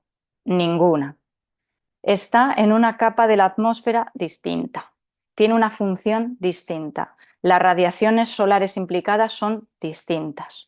Aquí, en la troposfera, se produce el efecto invernadero con las radiaciones infrarroja y los gases de efecto invernadero, y en la estratosfera está la capa de ozono que nos protege de otra radiación, que es la ultravioleta, y que es una problemática en vías de resolverse. Se calcula que a este ritmo, como hemos dejado de emitir esos compuestos que la estaban degradando, en el año 2050 estará prácticamente recuperada. ¿De acuerdo? Esto que os muestro no es una foto, sino que es un gráfico que hacía la NASA, que hace la NASA todavía, del seguimiento de la capa de ozono, y lo que hace es dibujar la cantidad de ozono y representarla por colores. Los colores más verdosos, amarillos, muestran concentraciones mayores de ozono, y los colores azulados muestran concentraciones menores de ozono. Viendo esto, erróneamente se decía que había un agujero en la capa de ozono, pero no es así. Ved cuál es la evolución. En el año 96 este era el estado de la capa de ozono, con una degradación en toda ella y en algunas zonas muchísimo mayor, y hoy en día la capa de ozono se encuentra pues prácticamente recuperada. Es importante que tengamos claro esto porque es uno de los errores más persistentes, una relación causal entre una y la otra, nada que ver. Una cuestión que aprovechamos para explicar cuando hablamos de la capa de ozono es de la atmósfera. La atmósfera tiene una altura de unos 100 kilómetros. La troposfera, que es donde sucede la regulación climática, tiene 10-12. La totalidad de la atmósfera tiene 100 kilómetros frente a 6.373 kilómetros de radio que tiene la Tierra. Si la Tierra fuera una manzana, la atmósfera, toda ella, sería la piel de esa manzana. Esto lo contamos para que tengamos en cuenta el efecto perspectiva. ¿Os acordáis del efecto perspectiva del informe Brundtland, de esa foto que vemos la Tierra por primera vez desde el espacio y nos hace ver cuál vulnerable el sistema en el que vivimos es? Pues lo mismo pasa con la atmósfera. Cuando utilizamos estos modelos en educación, da la sensación de que la atmósfera es prácticamente, tiene una altura similar al radio de la Tierra. Y hay que explicar que esto es un modelo, esto es un zoom para que nos quepa el avioncito, el globo, el satélite, pero que en realidad la dimensión de la atmósfera no es esa, es esta. Esto es una foto real de la atmósfera desde la Estación Espacial Europea. Toda la atmósfera es aquí. Y la regulación climática sucede en una capa de esta atmósfera de 10 kilómetros, ¿no? Para esa perspectiva también nos hace pensar en cómo una concentración de un gas puede suponer un cambio, ¿no? como el que está sucediendo. Mira, esta es otra foto de la atmósfera real. Aquí se ve la troposfera en naranja, desde la NASA.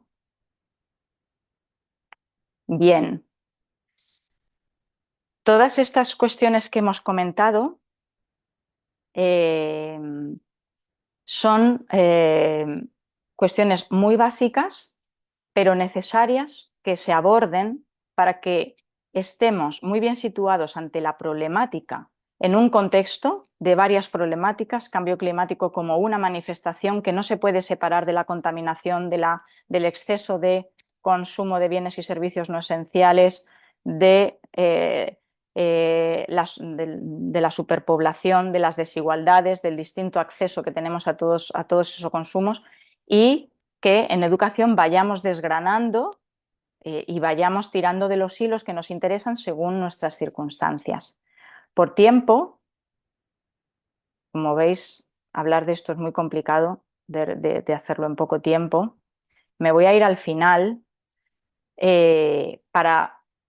simplemente voy a poner esta diapositiva. Si esta es la situación que tenemos, os decía al principio que una de las crisis más importantes que tenemos es la ausencia de respuesta, ¿no? ¿Por qué ante algo así, que ahora mismo tenemos información suficiente para estar situados de una forma correcta ante ello, y además sabemos qué resortes hemos de tocar, porque sabemos cuáles son las causas directas que están suponiendo incremento de los gases de efecto invernadero y están directamente relacionados con decisiones que tomamos de consumo, de modelo logístico, de modelo alimentario.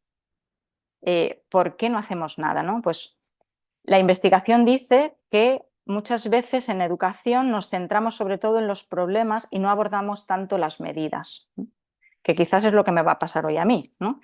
Me he extendido en contaros el problema, pero claro, vosotros tenéis un curso entero para abordar los problemas y para aterrizarlos en los contextos más cercanos y vincularlos con esas decisiones. Un escaso tratamiento en educación, tratamientos reduccionistas, no abordamos las problemáticas vinculadas, que es como debe ser. Optimismo tecnológico, pensamos que van a inventar cualquier día una tecnología que nos va a salvar de todo esto. La resistencia a plantearnos privilegios injustos, siempre pensamos que la culpa es del vecino, ¿no? Siempre tenemos una respuesta, bueno, ¿yo qué voy a hacer si ahora luego viene Menganito y hace...? Porque en el fondo nos cuesta replantearnos las cosas porque suponen renuncias, ¿no? a las que nos cuesta hacer. El considerar irrelevante el impacto de las decisiones individuales está un poco alineado con eso. ¿Yo qué voy a hacer, ¿no? ante este escenario? Pues tú puedes reorientar muchísimas cosas, ¿no? El descrédito político tampoco ayuda. El tema de la información, el manejo de la información. La información en educación ha de ser, el conocimiento debe venir de la información científica y una de las líneas de trabajo que más desarrollamos es trabajar con el alumnado la necesidad de que sepa identificar las fuentes de dónde viene la información, que se hagan preguntas. ¿Quién dice? No es que se dice, no, espera, ¿quién lo dice? ¿Dónde está escrito eso? ¿Qué estudio científico hay detrás? ¿No? Eso es necesario que lo hagamos. No podemos dar pábulo a el se dice. No, eso no nos vale. ¿Quién lo dice? ¿No? En fin, todas estas cuestiones suponen tomar unas medidas y una de las cuestiones que trabajamos también es ver cuáles son las medidas de alto impacto para contribuir a mejorar esta situación, ¿no?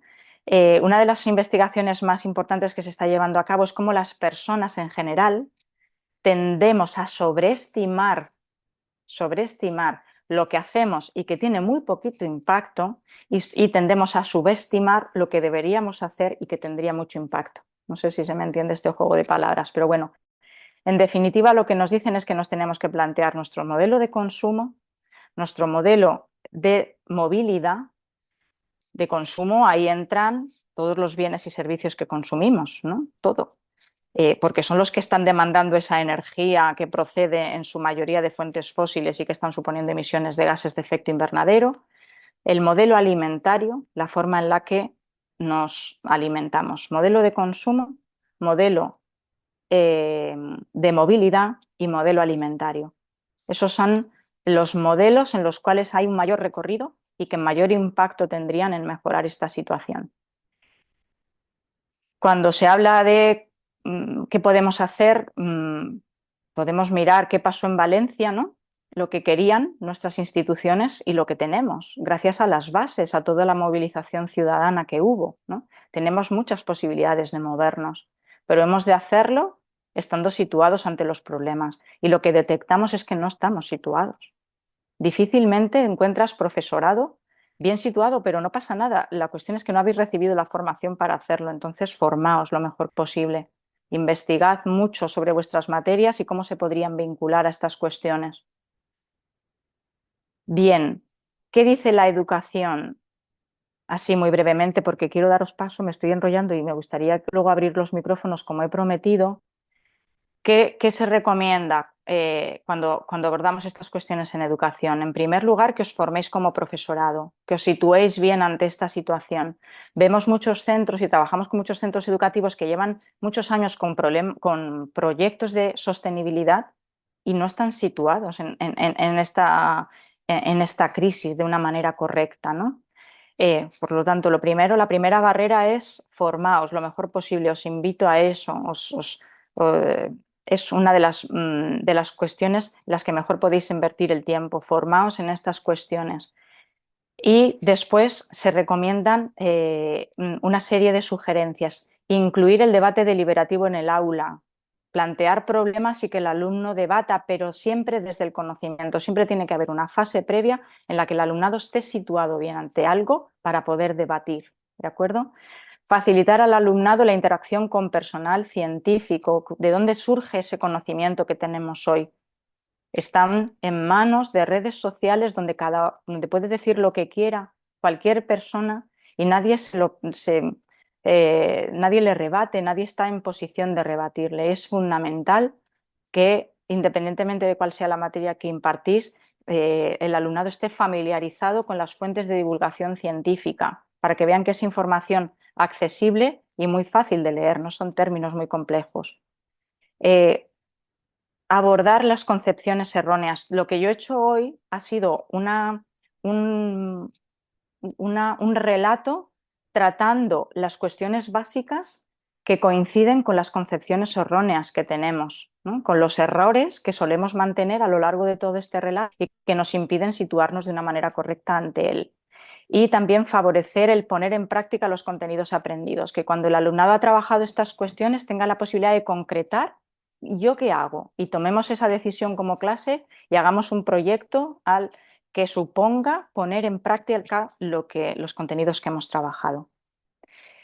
Siempre, siempre desde enfoques esperanzadores. Aunque la situación que vivimos no es fácil, no se puede dibujar de una forma más amable, pero sí que tenemos que transmitir el mensaje de que estamos a tiempo de hacer un cambio de rumbo y que hemos de levantarnos cada mañana con la intención de ser nuestra mejor versión, ¿no? Que el hecho de que alguien no haga lo que toca no puede ser nunca la excusa para que yo lo haga y que ese es el campo de acción que yo tengo, ¿no? Mi contexto más cercano. Pero siempre insistimos, estando formados, situados ante los problemas. Ese es el primer paso y después ya veremos cuando estoy situado qué puedo hacer yo, ¿no? Bueno, la educación, trabajamos en la educación. Lo más bonito que existe en este mundo es la educación, la posibilidad de capacitar a las personas para tomar las mejores decisiones, ¿no? Es la herramienta más poderosa que tenemos para conseguir los cambios que esta situación está demandando. Luego, creo que vamos por el buen camino, pero eh, hemos de tomarnos muy en serio esta responsabilidad, ¿no? Que tenemos ante el hecho de que por nuestras aulas pasen todos los años muchísimos estudiantes, pues que no se vayan como vinieron. Bueno, lo voy a dejar aquí porque queda muy poquito tiempo, pero sí que me gustaría cumplir lo prometido y daros la posibilidad de que activéis el micro y si alguien quiere decir algo. Insisto en que estamos en la universidad, estamos localizadas, la cátedra podéis localizarla y si no a través de Escoles Solidàries el correo y si necesitáis algún tipo de ayuda, pues siempre que podamos estaremos a vuestra disposición. Moltes gràcies, Raquel, per esta xerrada. També l'explica tot. Passem a les preguntes. Si algú té algun dubte, us convido també a que, si vulgueu, per aquests últims minuts, encendre la càmera un momentet, qui vulgui, per si fem alguna captura de pantalla, simplement com a record de la sessió, també serà d'agrair. I si algú té alguna pregunta, podeu anar alçant la mà o simplement fluid, com ha sigut durant la sessió. Me hubiera gustado contaros muchas más cosas, pero son contenidos tan amplios y al final no es cuestión de cantidad, sino de calidad y he preferido pararme bien en cuestiones muy básicas, pero que realmente es necesario que tengamos claro para después, a partir de ahí, pues que os inspiréis, ¿no? Que podáis ver, pues mira, yo voy a tirar de aquí o yo voy a tirar de este otro sitio.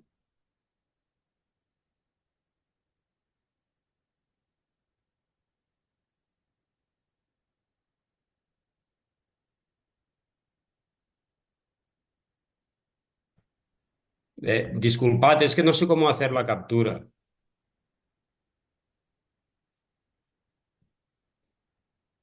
Depende del ordenador. Pero yo supongo que la hará Entiendo. Escoles, ¿no? ¿Me podéis indicar cómo hacer la captura? Per a Manel, posar la càmera, vols dir? O ¿eh? Es és que per no a sé posar cómo. la càmera? Sí, he posat la càmera. Ja està. Ja està, perdona. He dit al meu fill que m'ajudarà. Molt bé. Gràcies. Me gustaría que por preguntaros, si no entiendo que tenemos muy poquito tiempo para dudas, pero me gustaría preguntaros si lo que os he contado estabais bien situados o no, honestamente. No sé, alguien creo que está intentando hablar, pero no tiene el micro activado.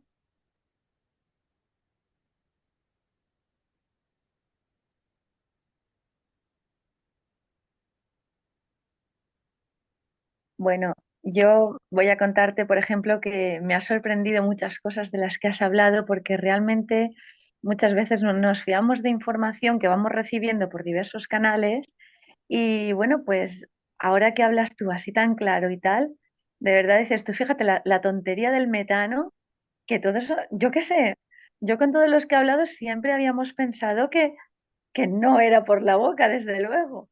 Y bueno, pues no sé, son cosas, es curioso y creo que nos falta mucha información para transmitir a nuestros alumnos, que creo que son los principales que tienen que labrar su futuro, igual que nosotros labramos nuestro presente y nuestro, vamos, nuestro pasado. Eso era, gracias. Sí, el tema del metano nos sirve como excusa para, explicamos al alumnado cómo, damos veracidad a ideas que están equivocadas y no nos molestamos en googlear por dónde sale el metano de las vacas. Y en este caso, que no tiene ninguna importancia por dónde sale, porque sale y al final estamos incrementando, pero sí que hay muchas ideas que damos por buenas y que no nos molestamos tampoco en contrastar. Entonces, esa es una responsabilidad que tenemos como ciudadanía, como docentes y que hemos de enseñar a nuestro alumnado. Nunca demos pábulo a nada sin comprobar de dónde viene, porque son cuestiones en las que nos va la vida en ello. Estamos hablando de cuestiones esenciales.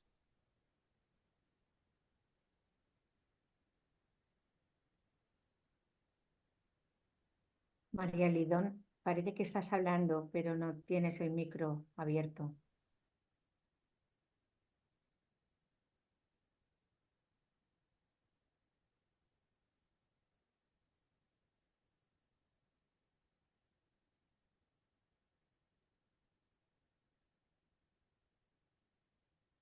Bueno, entiendo que es mucha información a lo mejor, pero bueno, yo insisto y os invito en que sigáis formándos. María Lidón, creo que estás hablando, pero no tienes activado el micro. Tienes una tecla abajo en la esquina izquierda inferior con un micro, tienes que activarlo. Ahora creo que sí. No, no lo tienes activado. Bueno, o sea, si no habláis vosotros, yo hablo porque me encantaría contaros muchísimas cosas, pero yo os invito a que vayáis desgranando relatos, que no contestemos las cosas como muchas veces contestamos, vayamos a la raíz de los problemas, vayamos entendiendo paso por paso qué está sucediendo. Esa es la única forma de situarnos bien, ¿no?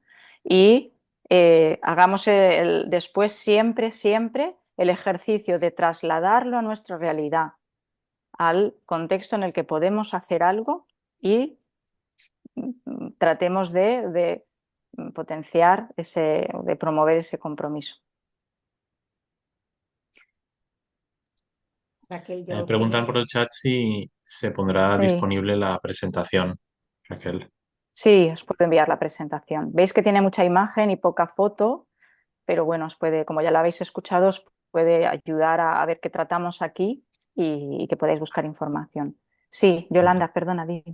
Hola, no, yo quería agradecerte, ¿no? Porque te escuché por primera vez en la Naugran, que nos hiciste una formación de muchas horas, de 30 horas sobre este tema. Imagínate condensar todo aquello en 2, pero realmente volverte a escuchar, por eso recomiendo al grupo que esta grabación cuando os llegue, hay que verla, trocearla como tú la has troceado y trabajarla.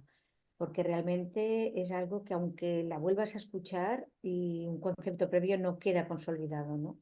Porque se desmontan muchas falsas creencias que tenemos, ¿no?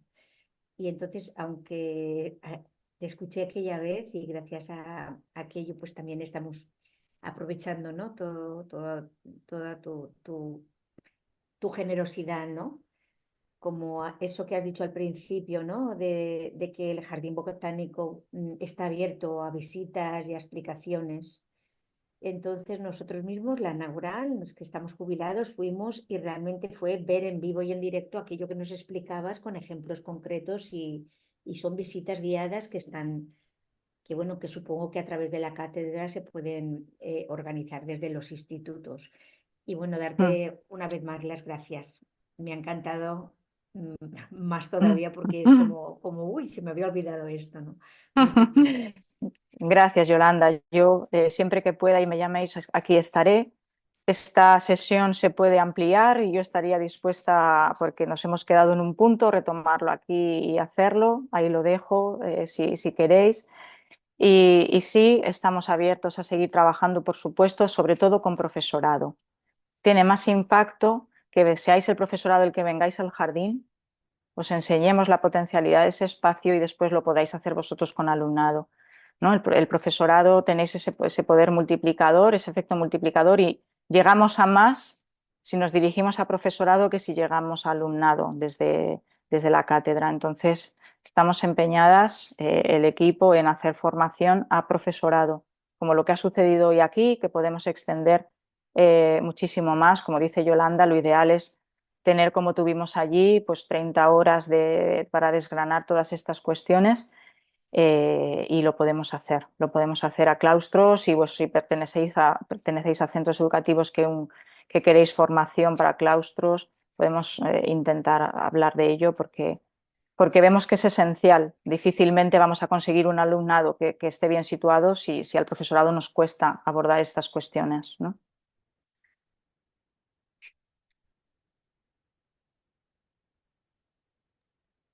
Elsa, no sé si estaven preguntant Ai, perdona. Bueno, parlem Sí, valencià que tots. Estaven preguntant en el xat si sí, cal ficar el nom. Cal ficar el nom. La majoria ja ho heu ficat a l'entrar, però si algú no ho ha fet, com es gravarà i tal, per la importància de l'acreditació de les hores. Assegureu-se que teniu el nom i que el Sant ja parlarem Sí, i ja ho hem repetirem. recordat en el mail i després Gràcies. el Zoom ens traurà informació de quan ha entrat cadascú i tot això. O sigui que en principi, si heu entrat en el nom apropiat, vos tenim registrades ja. Muy bien, pues nada, daros las gracias por haber dedicado una tarde de vuestro tiempo a participar en estas cosas. Demuestra que tenéis, bueno, interés y que queréis, bueno, pues mejorar vuestra posibilidad de ejercer esta profesión tan maravillosa que tenemos. Así que, bueno, pues os animo a que sigáis formándoos lo mejor posible y bueno, pues será la mejor forma de conseguir esa educación transformadora que tan necesaria es, ¿no? Así que nada, muchas gracias a todos y yo quedo a vuestra disposición. Un abrazo. Sí,